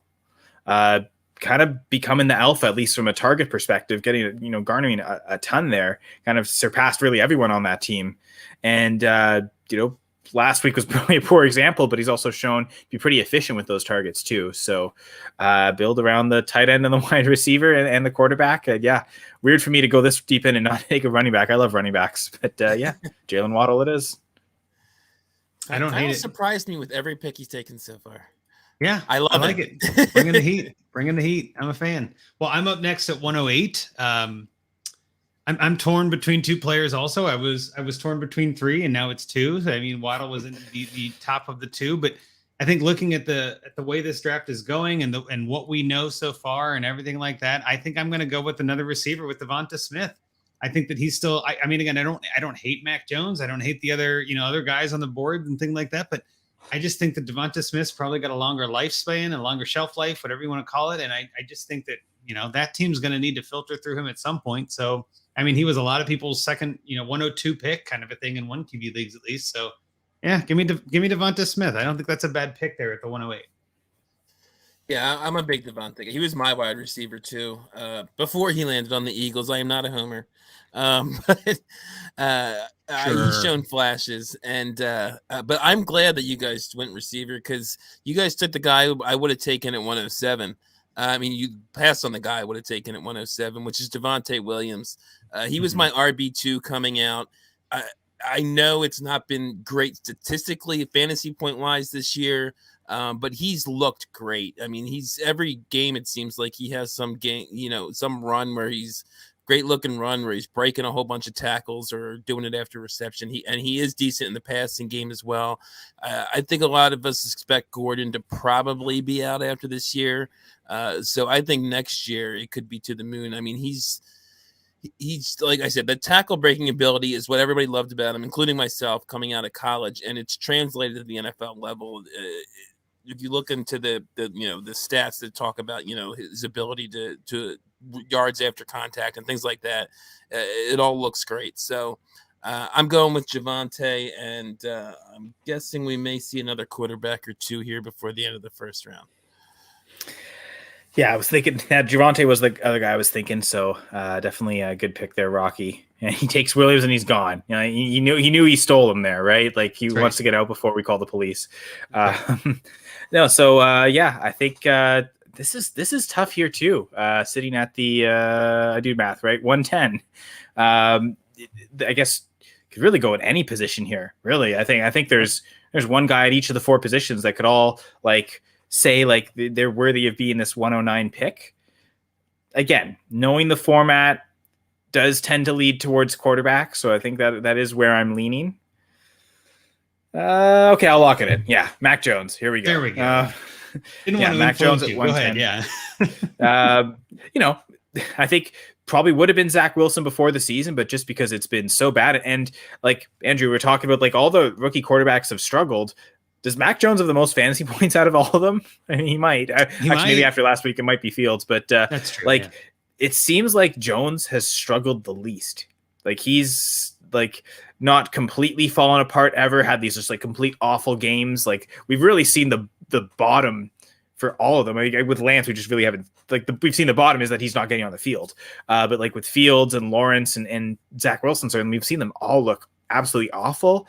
Jones really hasn't bottomed out like that, and the lack of gaining rushing yards and that type of floor production really does leave him as he's a high ceiling guy on a week to week basis, but also super low floor.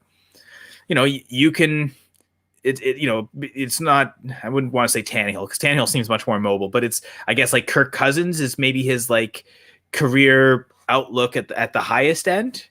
And I mean, Cousins has been a top 12 quarterback really each of the last 3-4 years, even before he got to Minnesota. So if Mac Jones could ever carve out that type of career, you'll love that. You love that in super flex leagues. You can always buy him pretty cheap too. But that's a type of player where the production's probably always going to almost always outweigh the value on it as well. So this is also maybe not drafting for the best value, but it's drafting for the important position, drafting for. Again, he might only hold value just because he's a quarterback. But yeah, Mac Jones here at 110. Well, just to piggyback on what you just said, I looked it up because I was curious. Mac Jones is the highest scoring rookie quarterback. In this, I mean, it doesn't matter PPR or not because nobody's catching anything. But you got Mac Jones at 22, QB 22 with 111 points. And you got Trevor Lawrence at 24 with 101. Next, you got Justin Fields at 69.9. Nice. And after that, you've got. Then after that, Not you've so got nice. Zach Wilson at QB 34 with 50, and then Trey Lance at 35 with 45. So I mean, like these again, they're kind of all meh. You know what I mean? Like, but again, in Dynasty, you're not looking for now; you're looking for the whole picture. So yeah, I think Mac Jones was definitely going to be the guy that I wanted. I'm up at the 111. And after I pick, I'll run it all down so Rocky can finish this strong. But I want to make sure I say this loud and clear. Michael Carter, I think, is easily worth the 111 in my book. I think that, yes, Elijah Mitchell's had some come on lately, and everybody's looking like he might be the guy. But Shanahan loves cycling running backs, and I just don't trust it. Trey Sermon, who knows where he's going to go in this rookie draft if he goes at all. Gainwell, I don't like him. I think running backs are hard to find, and I like getting them in rookie drafts, even in Superflex. So yeah, it's got to be Michael Carter for me at the 111. And then before we let Rocky wrap up the first, let me recap real quick. We had 101 Kyle Pitts, 102 Jamar Chase, 103 Najee Harris, 104 Justin Fields, 105 Trevor Lawrence, 106 Trey Lance, 107 Jalen Waddle, 108 Devonta Smith, 109 Javonte Williams, 110 Mac Jones, 111 Michael Carter, leaving the obvious Zach Wilson pick for 112. But let's see if Rocky follows through. I hate back-to-back Jets. That'd be crazy. You're gonna make me pick Zach Wilson here. I had to. You don't have to. You don't have to. There's other receivers you could take. I like that Carter pick. I don't know that I would have taken him that high. Even if you would pick Zach Wilson, I'm not sure I would have picked him here. I just think the running backs fall off Carter, a cliff. No, but the running backs fall off a cliff. You know what I mean? Like I don't know. I like getting them in rookie drafts. I don't mind reaching for them there. You know, their value is pretty high. So yeah, I'm fine with it. I think Etienne's the next obvious one, right? Like I think after. Yeah. Like, because I don't think any of the other rookies have really touched with even Williams hasn't produced that much, but yeah, I did consider Etienne, but again, like he hasn't played in his injury. Like he's easily a second rounder for me. I don't like taking him in the first year, but that's a valid argument. Yes. It's funny because I'll victory lap on Carter too, because I had him as the clear RB4 in this class. Like I know everyone was in on Sermon, but I kind of avoided Sermon, and I didn't really have that much Carter, but certainly more. In some important spots, and I know some people were saying like even like the 208, you're still wasting the pick there on Carter, but looking pretty good now. Yep. Yeah, he's got great PPR value, and he basically, when I looked at him coming out, he could do basically everything. He just lacked the size, and he's kind of showing that now. He's running well. He's catching the ball. And I'm trying to stall here because I don't want to make this pick. But I am going to pick Zach Wilson for the same reason that I picked Trey Lance. I think I can get more for him than I could get for anybody else. So I will hold my nose, pick Zach Wilson, and then immediately trade him to some Zach Wilson truther that thinks he could be, still a thing. What are you throwing? I've got Mac Jones. What are you throwing on top of Wilson to get Mac Jones? I'm not giving more than a second on top of Zach Wilson. Is it the very next pick? Then I can take. There you go. I'll give you the 201. Okay, I'll give you my 203. Wilson and Bateman, I guess, or Wilson and Etienne. Wilson Freiermuth. I guess they're all three are good options, but yeah. Well, I want to say this though, real quick. I think that this is counter to what Kyle was saying, but you draft for talent, you trade for need, right? I'm just picking on you, Kyle. But no, you're hitting the nail on the head here, Rocky. There's a lot of lessons to be learned here in general when you're rookie drafting. It's not about your team. It's not about what you think is best. It's what can you get for them. There's a lot of rookie drafts that I've been in where I'm like, I don't like this player at all, but he's easily the most valuable asset left on the board, and I will gladly take that guy and trade him. And yes, it's not a smart move to draft with the mindset to trade, and it depends on your league and yada, yada. But I would rather have the valuable asset that I think I can get more for than reach for someone who fits my team or is someone I like. So as much as I knew you'd hate to do that, I thought it was a valuable lesson for our listeners to learn. Sometimes taking the right guy hurts and sucks and you don't like it, but it's a smart move. And in Dynasty, with the way we play this game, you got to play smart. Don't play with your heart, play with your head, all that. So I'm proud of you, Rocky. I'm proud. And I have 0 actual Zach Wilson because nobody in any drafts then was letting him fall to the 112. But I probably would have drafted him at the 112 if I had to. Exactly. I was gonna say exactly. You know what's funny? I got Mac Jones at a couple leagues at the 110, 111, and look, that's right where he went, 110. Right? Like that actually looks like a great pick. You know what I mean? But like a lot of people took Zach Wilson at 104 and 105. You know, are happy to get him at 105. I'm glad I didn't. You know what I mean? Like, yeah, I'm with you. I don't have a single Zach Wilson. And I'm sorry. In a 10-team super flex contract salary league, I took Michael Carter at 108, and I had the 208, sorry, and I had the 204 as well, and that's where Mac Jones actually went. I ended up trading the pick to get, I think it was Devin Singletary and Robbie Anderson. Running back, right? I need the running back, but like Mac Jones fell to 204, right? Like that. Like I'm sure that wasn't the only league where he fell to the second round either. I don't really like Pitts that much either, but to the same thing, like I like his name, at least his first name anyway.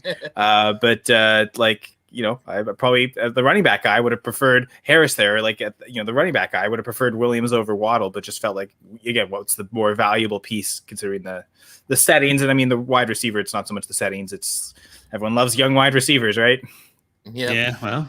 And as I said, that first round, everybody was pretty much. If I have the ADP from May, DLF doesn't do rookie ADP after May, so everyone was a first rounder except Michael Carter that we picked. It's just a different order there. So, I know we were thinking maybe we'd cut it off at 1, but you know what? We've gone this far. We're already going to be super long. What the hell? We'll just keep going. But let's talk even less about these guys. We'll just give just a couple sentences. The other ones don't have to comment on it, and we'll just let people know where we're at. So just a few sentences on the guy you pick, and then we'll just move on to the next pick. All right. So I think at 201, I will go Rashad Bateman. I think before the draft, he might have been my wide receiver 2 of the class. I think Waddle, the like how high he was taken and the landing spot also seemed to fit really well, and that's kind of what elevated him. But yeah, I really like Bateman, and I've kind of been on the side of more of believing in Lamar Jackson long term as a quarterback than not. Seems like that's been a really polarizing guy, but I didn't hate the offense. So when Bateman hasn't really exploded yet, but Lamar Jackson's played super well, so I think that can only grow better as it goes longer. So I'll go with Rashad Bateman here. Okay, all right, I'm up at 202. I'll take Rondale Moore. I think he's got a similar story to Rashad Bateman. I think he's tied to Kyler Murray. I like what he's done already. I mean, he's had a couple of flashy games, a lot of target share. I mean, I'm fine with that at 202. Give me that, potential upside of a wide receiver 2 behind Hopkins. I love it. Rondale Moore for sure. Okay, and that leaves me to 203, and I never would have done this back in May, but I'm going to take Kadarius Toney. He's shown really nice flashes. Injury concerns, which I think were also a bit of an issue in college, but when he's been on the field, he's looked nice, and I think if he can stay healthy, especially with everybody on the Giants getting injured all the time, he can shoot up in value from where he's at now, which is already higher than he was, prior to the season. So, Kyle, give us the 204. And I think it's like you just said, like back in May, certainly, but even before he got hurt, like this player would have fallen to the 204 in a rookie draft. I think everyone would have that. Like, that's nuts. Like, he might be the RB1 in the class. Like, I considered him instead of Bateman. I considered him instead of Mac Jones, but yeah, I'll go Travis Etienne here. Yeah, it's definitely not my RB1, by the way. And I mean, I'll pull the Urban Meyer and not the other stuff, but like, oh no, Kadarius Toney's gone. Let's get Etienne. There you go. He got taken, he got swiped out from under us, so we had to take Etienne. I don't mind Etienne. Well, I don't mind Etienne there. I think that's a fine spot for him. He's risky, but I mean, at this point, it's second round picks. You never know. With that in mind, actually, I'm going to go with the guy who's playing tonight, Elijah Moore. I do think his talent is tremendous. I think he's got a lot of potential upside. If he and Mike White, the great Mike White, if he and Mike can become a thing, I mean, I think it's got potential. So I'll go Elijah Moore here. Again, 205. You're not risking much. I don't know. Feels like a pretty good talent at that rate. And I don't know if you guys have been paying attention, but he's kind of having his breakout game tonight. He's 5 for 75 with 2 touchdowns with Josh Johnson at quarterback for most of the game. So 2 touchdowns. Dang, I benched him. Great. Yeah. So that leaves me at the 206, and I am going to go with the tight end premium Pat Fryermuth, which is probably around where he was going in rookie drafts. I liked him a lot then. I think we'd be talking about him a little more if Kyle Pitts didn't exist, because he's looked very good as well, and he's now basically the starting tight end for the Pittsburgh Steelers halfway into his rookie season. So I'll go with Pat Fryermuth at 206. You're up, Kyle. 207. Yeah, 207. This one's tricky. I really didn't like this player very much, but again, value in what he's done, and it's a bit of scarcity at the positions now. We talk about what the scarce positions are. We think quarterback. There's really no viable quarterbacks here. I'm not gonna. I mean, Davis Mills has started, but yeah, and still too early on him. I don't even think he'd be the one I'd want to take anyway, to be honest. If I was taking any of those other three quarterbacks, I don't think it would be Mills. I'm gonna go Elijah Mitchell. Not the hugest fan of him coming out, but like he's getting the work with the 49ers, and that's not really a backfield I want to invest in very heavily. But yeah, he's been pretty solid. He's been producing, and looks like he's going to be the lead back there. I mean, lack of pass catching. To be fair, that team doesn't really throw that, they really don't throw that much anyway. So like, I feel like all the backs are going to have a lack of pass catching on that team. So yeah, Elijah Mitchell here. He was the next guy on my board. So yeah, same for me. Okay. If he was still value, there, yeah, I was going to value. Change draft for value. Yep. I think there's a couple of tier breaks we've already passed through, but I think Elijah Mitchell finishes that next tier. Like after this, it's all kind of like, oh yeah. Okay, so I'm going to go with who I think has a lot of upside as long as the team gets a new quarterback, and that's Terrace Marshall Jr. I think he's still got a lot of potential. He's got a lot of talent. I really like what he's been able to do, but Darnold ain't it. And we thought he might have been. And I know coming into the year, I had Terrace Marshall right around that same rank at that 208 spot, but I don't know. Makes me a little nervous, but I'll still go here. It's a minimal risk in my mind. The talent's going to win out. I like Terrace Marshall a lot, so that's fine for me. And you guys took my next two guys on my board, so and it really is like at this point. I am going to go with, and this guy I don't expect to ever really be a starter on his team necessarily. I think he's going to be a committee guy, but I don't think anybody left is someone that's going to be dependable for you. But he's looked really well in the chances he's gotten. I'm going Khalil Herbert. Yeah. Going here. So Kyle was glad I took Khalil Herbert. I mean, he's done well, but I thought you were sniping me on the player I wanted more than anything. But yeah, Herbert's a good pick there. Well, since I was clearly talking about a running back, I'm guessing you're going Trey Sermon? No. Although another team that is kind of a headache committee like the 49ers, but I loved the tape. Like I was really high on him pre-draft. I think I almost even proclaimed after the draft happened and Sermon went to the 49ers, like, no, this guy's actually the RB5 and Sermon's the RB6, but hasn't even, in some games he's not even active, but I really like Ramondre Stevenson. So I'm willing to take him here. Might be a little early. Again, certainly I think Elijah Mitchell's way earlier than what he would have went earlier. But yeah, I think Stevenson's the guy I want here at, what are we at? We're at 210. Yeah, that's who I would have taken there. I think again, Stevenson's, he's not in the best committee, but that's a smart pick. Yeah, that's solid. My next one up, I guess I'm surprised, but also not surprised he's still there, but that's Amon-Ra St. Brown. Wow, I think that he's one of those guys that could see a lot of, he's got some talent. He went late in the draft, right? He didn't get a lot of buzz, but there's no one else on that team catching balls. We've all heard that narrative all year. And I think he's still got some potential. If Goff stays or not, I'm not really that worried. I think St. Brown's still got, enough talent to make it worth it. So at 211, I think that's an easy pick for me. I'll take that one. And then, so Rocky, do you want to go through the second round real quick before you take your last one, just so we can recap? Yeah. So second round started with Rashad Bateman at 201, Rondale Moore, Kadarius Toney, Travis Etienne at 204, then Elijah Moore, Pat Fryermuth, Elijah Mitchell, Terrace Marshall, Khalil Herbert, Ramondre Stevenson, and Amon-Ra St. Brown. That leaves it to me. Trey Sermon, then? Is that it? Kellen Mond? Yeah. I'm actually going to go with an Eagle, Kenneth Gainwell. Should have seen it coming. Yeah, he's had spurts here and there. He's got some PPR value. Again, there's nobody all that great left. Nico Collins maybe is shown a little bit as we've gotten further in the season. He was on IR for a little bit, but since he's come back, he's caught a few passes here and there. Chuba Hubbard may be a consideration, but I was never a big Chuba fan. Really, he hasn't impressed me that much with what he's done since CMC's been out. He's had some nice volume games, but I'm not a Chuba guy. So I'm going to go again with Kenneth Gainwell. I think he could have some PPR value, hang around the league for a while. 212, what the hell? So I like that. And I want to piggyback on this real quick. I think that Gainwell's a fine pick. I don't think there's anything wrong with him. I think you said it, Chuba, and it's like, well, he scored some points, but is that long-term? It's hard to know. I mean, we've been joking about Trey Sermon. Who knows? Maybe he becomes a good pick in a year or two. All these guys at this range. Even if somehow CMC wasn't there next year, I don't think Chuba is going to be the guy either.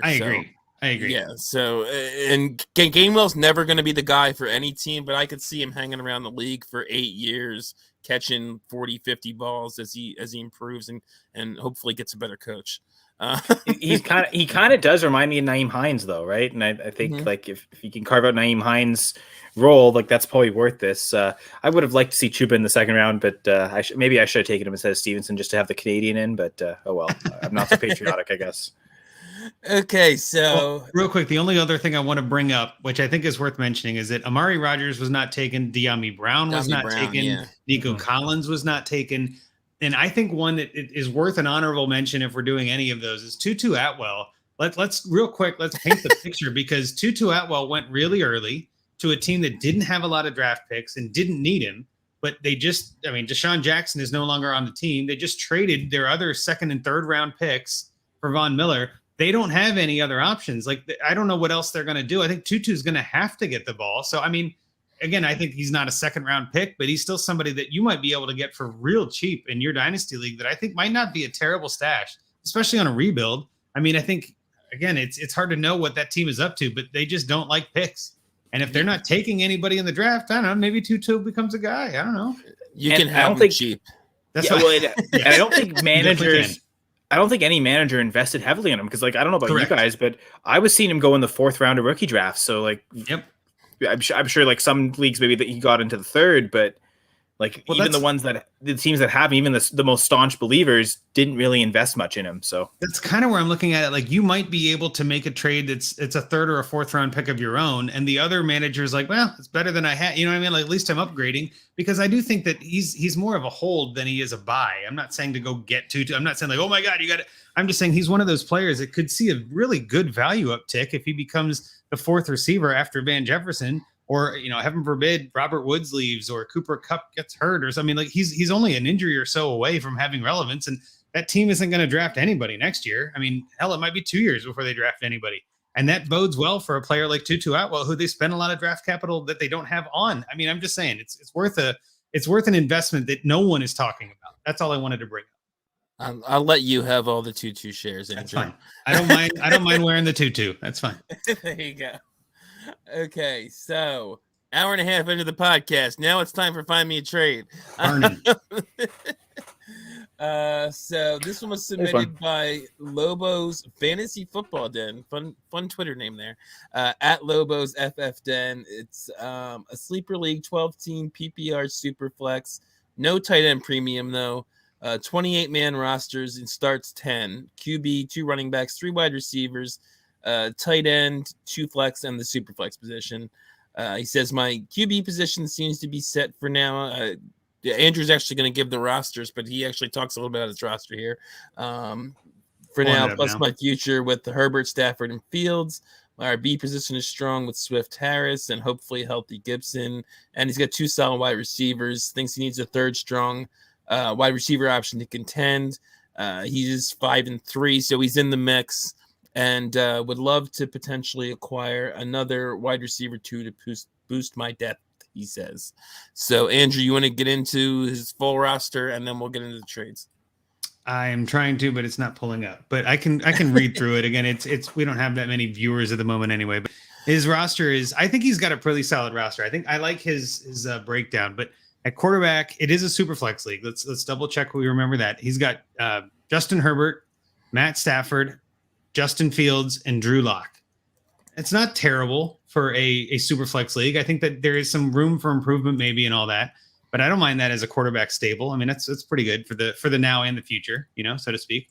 After that, we've got running backs. He's got Najee Harris, Phillip Lindsay, which is DeAndre Swift on a bye, Antonio Gibson on a bye, Anthony McFarland, Alexander Madison, Benjamin, Garrett Patterson. It's running a little slow here. Here we go.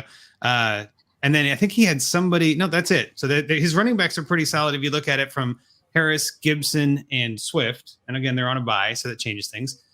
His receivers, pretty solid again at the top anyway. He's got A.J. Brown, C.D. Lamb, the aforementioned Van Jefferson, aforementioned Nico Collins, Brandon Ayuk, Demarcus Robinson, Kendrick Bourne, Gabriel Davis, Frank Darby, Anthony Schwartz, Josh Palmer. So it kind of falls off a cliff there talent-wise.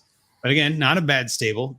Tight end, he's got Cole Kmet, but only starting him because Noah Fant's on COVID. Then he's got, obviously, Noah Fant, Blake Jarwin, Hunter Bryant, and Noah Gray, who I think is an interesting flyer. I'm not sure if this team is if these rosters are deep enough to make all of these guys worth rostering. So I would probably be looking at maybe making a move in waivers and things like that, but we're not here to do that. Let's find him a trade. Rocky, why don't you start off? What trade did you come up with? And then we'll kind of pivot into Kyle's, because yours are both pretty similar, if I recall. Yes, they are. So I had looked at it, and I'm often the guy who comes up with the bigger trades on the show. I looked at possibly moving A.J. Brown, maybe turning him into 2 wide receivers or even 2 wide receivers plus, depending on who they were, try and get him some depth, because I do think he needs some depth here. In addition to, like he said, a starting 3rd wide receiver even, but like we said, he basically says, I think, really the 3 running backs also, which were all very good, but I couldn't find anything there. So I couldn't find a value match that I liked for A.J. Brown, where I was getting the quality of wide receivers I wanted to stick in this lineup and thinking it would work for both teams. So I ended up going smaller and trading. He does not have his first in either of the next 2 years, but he has his 22-second to team, I believe it was ATM responsibly, for Brandon Cooks. And maybe this isn't enough for the Cooks owner. I think a second may get him, but if not, I'd add a smaller piece. He has a 3rd, which is actually that manager's own 3rd. And then, or could maybe throw in, instead of the 3rd, one of his young, what I called unstartable wide receivers, like a Josh Palmer or Anthony Schwartz, or that group of guys you named at the end of his wide receiver core. So it gives him that 3rd wide receiver. It doesn't leave him with a lot of 22 draft capital, but I'm not that worried about that. His team's young. The 22 draft class looks only so-so at this point. And in the 2nd round anyway, it's basically going to be all receivers anyway. So, and Cooks is a guy, he's not young per se, but he's definitely not old either. He's, I think, going to be 28 next year. He still gives you a few good years. And the team he's trading him to, ATM, responsibly, is 2-6. It looks like he was clearly trying to compete. He has like Lockett on his roster. He's got Kelsey. He's got some other guys like that, Thielen, I believe, who Kyle's going to talk about. And but I feel like he has to realize at this point his team is going nowhere. He's 2-6 points wise. I think he's something like 9th in the league, 8th or 9th in the league, something like that. So he should be wanting to move on from Cooks and those kind of guys. So I think it's something you could easily get done and would definitely help your team. Cooks is super. I think even after the way this year started, it's still super underrated, because he did have a few bad games there with Davis Mills, but the guy just produces year after year after year. He's actually done it with some of these games with Davis Mills, and now he's getting Tyrod Taylor back. I love Cooks. He may be on another team next year, and he'll produce there too. So that's what I'd be looking to do. Just a smaller thing like this. You don't upset your team too much. You keep all that nice young starting talent and add just a little piece here to maybe see if it helps you down the stretch. And I think one of the things, like looking through who are the contenders and who are the teams that are like should be aiming for rebuilds. I think the bottom 4 teams in the standings in the league are all pretty committed to the rebuild. And outside of ATM responsibly, a lot of those teams have like several picks. I think it's the team that's in 11th place has multiple firsts next year, and like I think like half the second round. So for ATM responsibly, this is a way to get back in the second round. So I do think that second round pick is kind of the way I'd be going and targeting a team like that. And you said it yourself. Lobos has ATM responsibly's third. So I package both those picks, give that team back some draft capital. I think it'll be an early third as well. As you mentioned, get Adam Thielen and, try and get another RB thrown in. And they had a few. I was thinking Ronald Jones is the one I wanted to outline here, but they had a few other options. Maybe that particular manager values Jones higher and that wouldn't be attainable. But I think you could swap any running back in there and just get depth at 2 positions. Like give up multiple picks. Again, this team, like you mentioned, Rocky, it's young, so it doesn't really need next year's draft class to help bolster that youth. Mm-hmm. Really, what they need is pieces to contend. Like, the way I see it, like you mentioned, they've already given up their first. May as well go all in, and if you need to, rid yourself of all the picks if it means buying pieces to win. So I like this trade. You also mentioned it too. If you need to add another piece, Schwartz or Palmer, one of the 2 rookie wide receivers would be a kind of a cheap piece where you're not hurting your contending chances. But yeah, I think a guy like Thielen could, I think, certainly be attainable for a second. Like you were saying with Cooks, maybe he's still young enough. You might not be able to get a second in every league. I think I think Thielen could be had for in any league for a second. Like I don't really see his value being a first anymore just because of his age. And Justin Jefferson being there, he's not producing elite numbers. So I think certainly realistic to have this trade happen and to get 2 picks and 2 players back in return. Oh, I like that. Yeah, and I agree. And my initial reaction when I saw this is because Thielen is still actually doing pretty well this year so far. A lot because he's still not regressing touchdown wise like we all expect him to, which is a lot of it. But I think he's like wide receiver 13 or something like that on the year. And my initial reaction was, can you get him for a second? But I think you're right, especially from a rebuilding team. I don't think anyone's giving them a first I'm not sure if he's 30 or 31 at this point, but I know he's in his 30s, Thielen. So I like that a lot. That might even be better than my Cooks trade, but you had already come up with it before I had put my Cooks trade on there. I never am in favor of bringing Ronald Jones onto my team, but he's a running back that you can get for a third. So, and if Fournette goes down, you could flip him for maybe something better. So, yeah, I like that trade a lot. Probably even a little better than mine.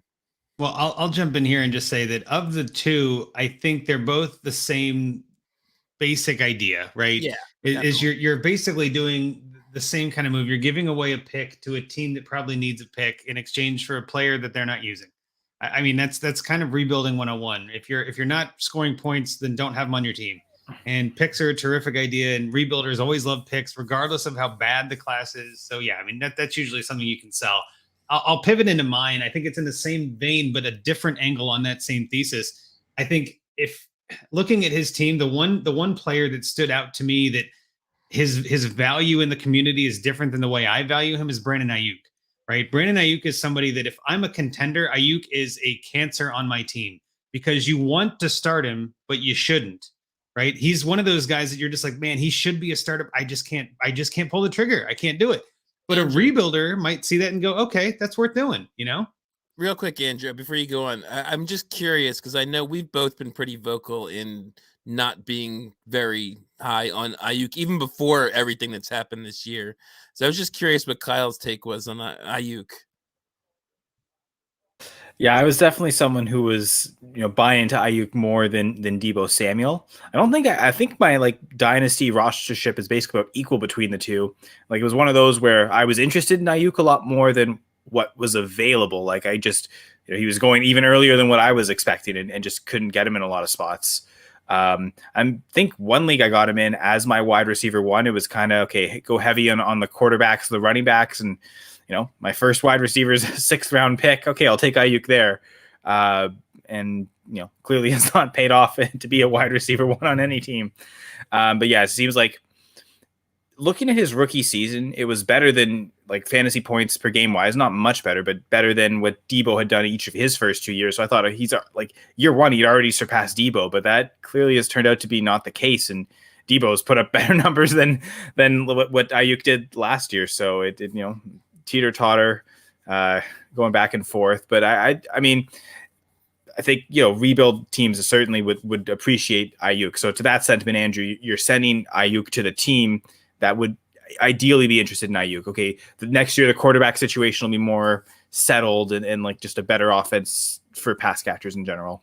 Yeah, well, and to kind of fully flesh, oh, it's fine. I just want to flesh the whole trade out too. I think that there is some value in that. I think Ayuk is one of he's one of those guys I don't like, so I tend to trade him away.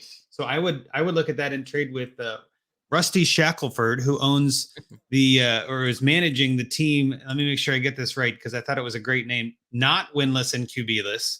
So I don't know quite what the story is there, but I like that team name. But anyway, trade Ayuk and again, throwing in a piece like you mentioned, like one of those bench receivers, like even Bourne if you want, like someone who might have some value to somebody. I don't know. So Ayuk and a bench receiver for Tony and Mooney.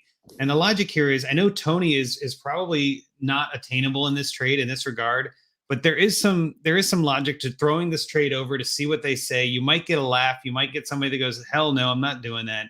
But I think there is some value in Ayuk still in the market, and especially on a rebuild. They might see him as the wide receiver too.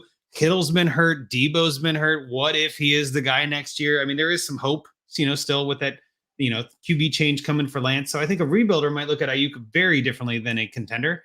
And this team, I do think, is a contender. I do think there is a lot on this team to make this a title contention.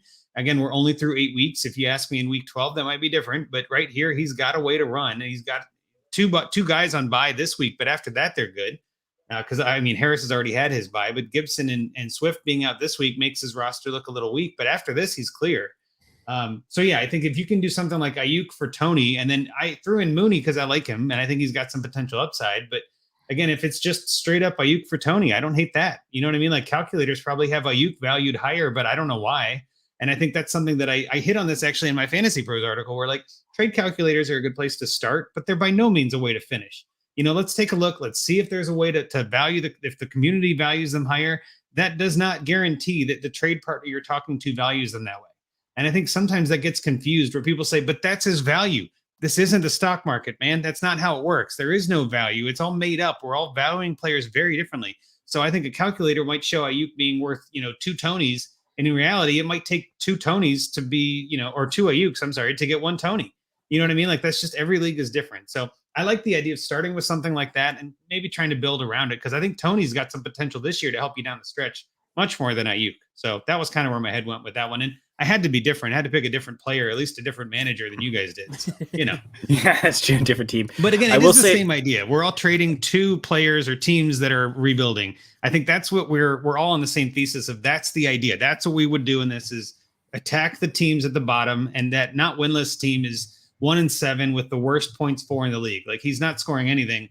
I can't imagine that guy being upset about getting anybody on his team at this point for next year. So, And what you were saying, Andrew, like, okay, you might get laughed at, you might get a not so nice response, but if you do, that's information you've gained. You suddenly know how that manager feels about probably both, like all 4 of the players involved, whoever it ends up being. So I think that's worth like at least sending out just for that. The one thing I wanted to touch on with my trade, I guess it kind of has to apply to you as well, Rocky. If you're going to sell picks to get a player, you also have to cut players. And Andrew, I think you talked about it nicely. You don't need that many backup tight ends in a league where there's no tight end premium, right? So those would be like, again, if you're doing the trade I suggested, you get Thielen and Jones, you got to cut 2 players. You could probably both of them be backup tight ends. So that's just also understanding if you're making a certain trade, like the value of the roster spot, right? But it also makes it easier to do that throw-in type thing, like an Anthony Schwartz. Like, do we really think Anthony Schwartz is ever going to be a thing? Well, sure, but also just for the sake of argument, I think this is something we've hit on a couple times on this podcast, and I think you even hit on it on yours too, Kyle. And I know everybody talks about this, at least the people that have, the platform for this. I would be churning those guys he's got Tajay Sharp on waivers, Byron Pringle, Mohamed Sanu, Keelan Cole. Like some of these names aren't flashy, but I'd rather have Tajay Sharp and Byron Pringle than Anthony Schwartz at this point.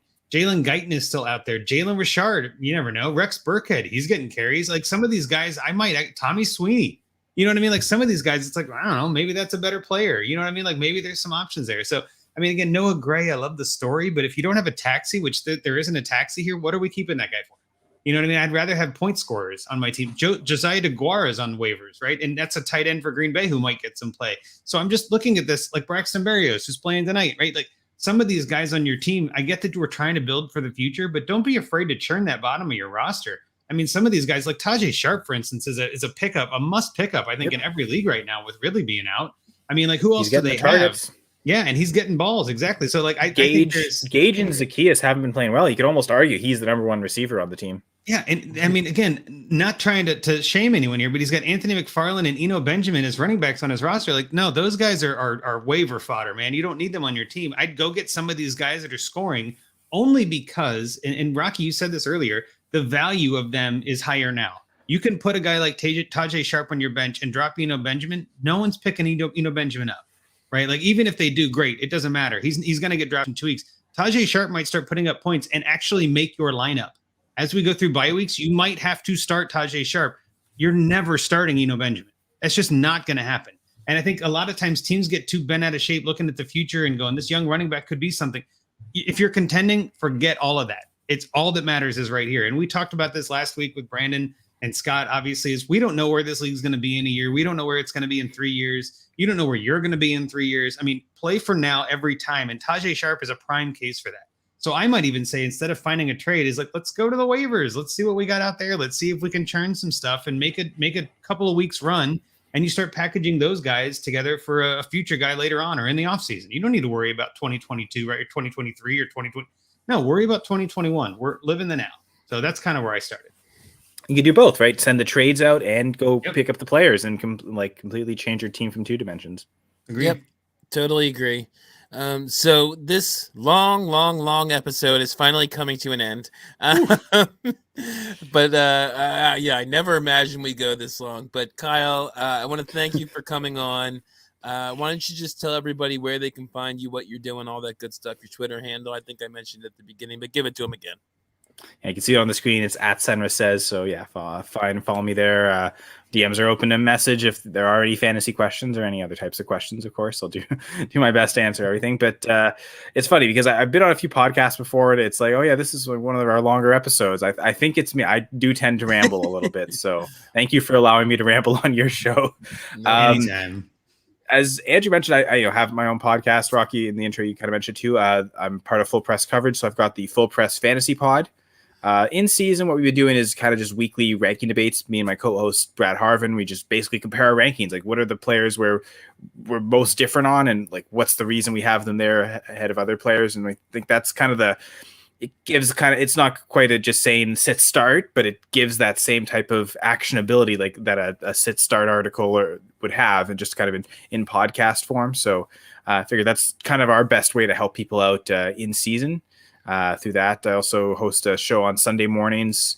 That'll be very much sit start question related. Talk about I've got a spreadsheet that I do for my difficult sit start decisions, and kind of what are the factors I look at, like what are the metrics and some of the things. So I kind of go through and share that. With Going for Two as well, I co-host the 2-point conversion, which is on Monday nights. We usually go live around 7 p.m. Eastern.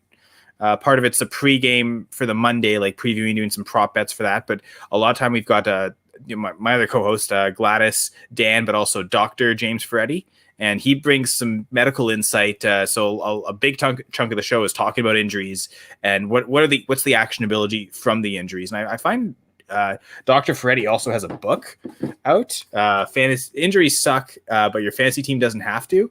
And in there, there's a few chapters dedicated to like definitions of injuries, but he's also got one chapter in particular that's like, before a draft, how do you calculate injury risk into like a draft cost? And he's kind of got his own sort of like version of a replacement value kind of methodology that he uses. So it's the injury stuff and the medical stuff, but also he understands how to apply that to fantasy sports directly. And I know like a lot of the book, it talks about fantasy baseball. He does that too. But like a lot of the same things can kind of be applied to both sports. Anyway, so that's Monday nights on the Going for Two live network. We're streaming on all platforms, YouTube, Twitch, Facebook. So yeah, definitely check us out on Monday nights. And yeah, I think that's about everything for me. Okay, good stuff. Again, thanks for coming on. I also want to thank Ty Johnson for scoring a garbage time touchdown with 4 minutes left that I had to start my redraft league with Swift and Gibson on bye. Um, and I'll just finish up real quick with our stuff here. You can follow the pod at Dynasty Junkies. Follow me at Dynasty FF Addict, Andrew at Andrew Hall FF. Our third co-host on this week, Scott Sidlow at Scott_Sidlow. Excuse me. If you have any rosters you want to submit for Find Me a Trade, you can DM to any of those Twitter addresses and we'll get it on the show. We're always looking for more. So please send it over if you're interested in hearing us find you a trade. Also, make sure you are following and subscribing to the DAP Network. It's at DAP_network on Twitter. Just search DAP Network on YouTube. You can subscribe to the channel. You can see when we go live. You can see when Fantasy Timeline goes live. This past week, me and Russ went live on Trade Addicts. Doesn't happen every week, but occasionally we'll do that too. So just do all those, YouTube kind of things, subscribe, click the bell so you get notified, all that stuff.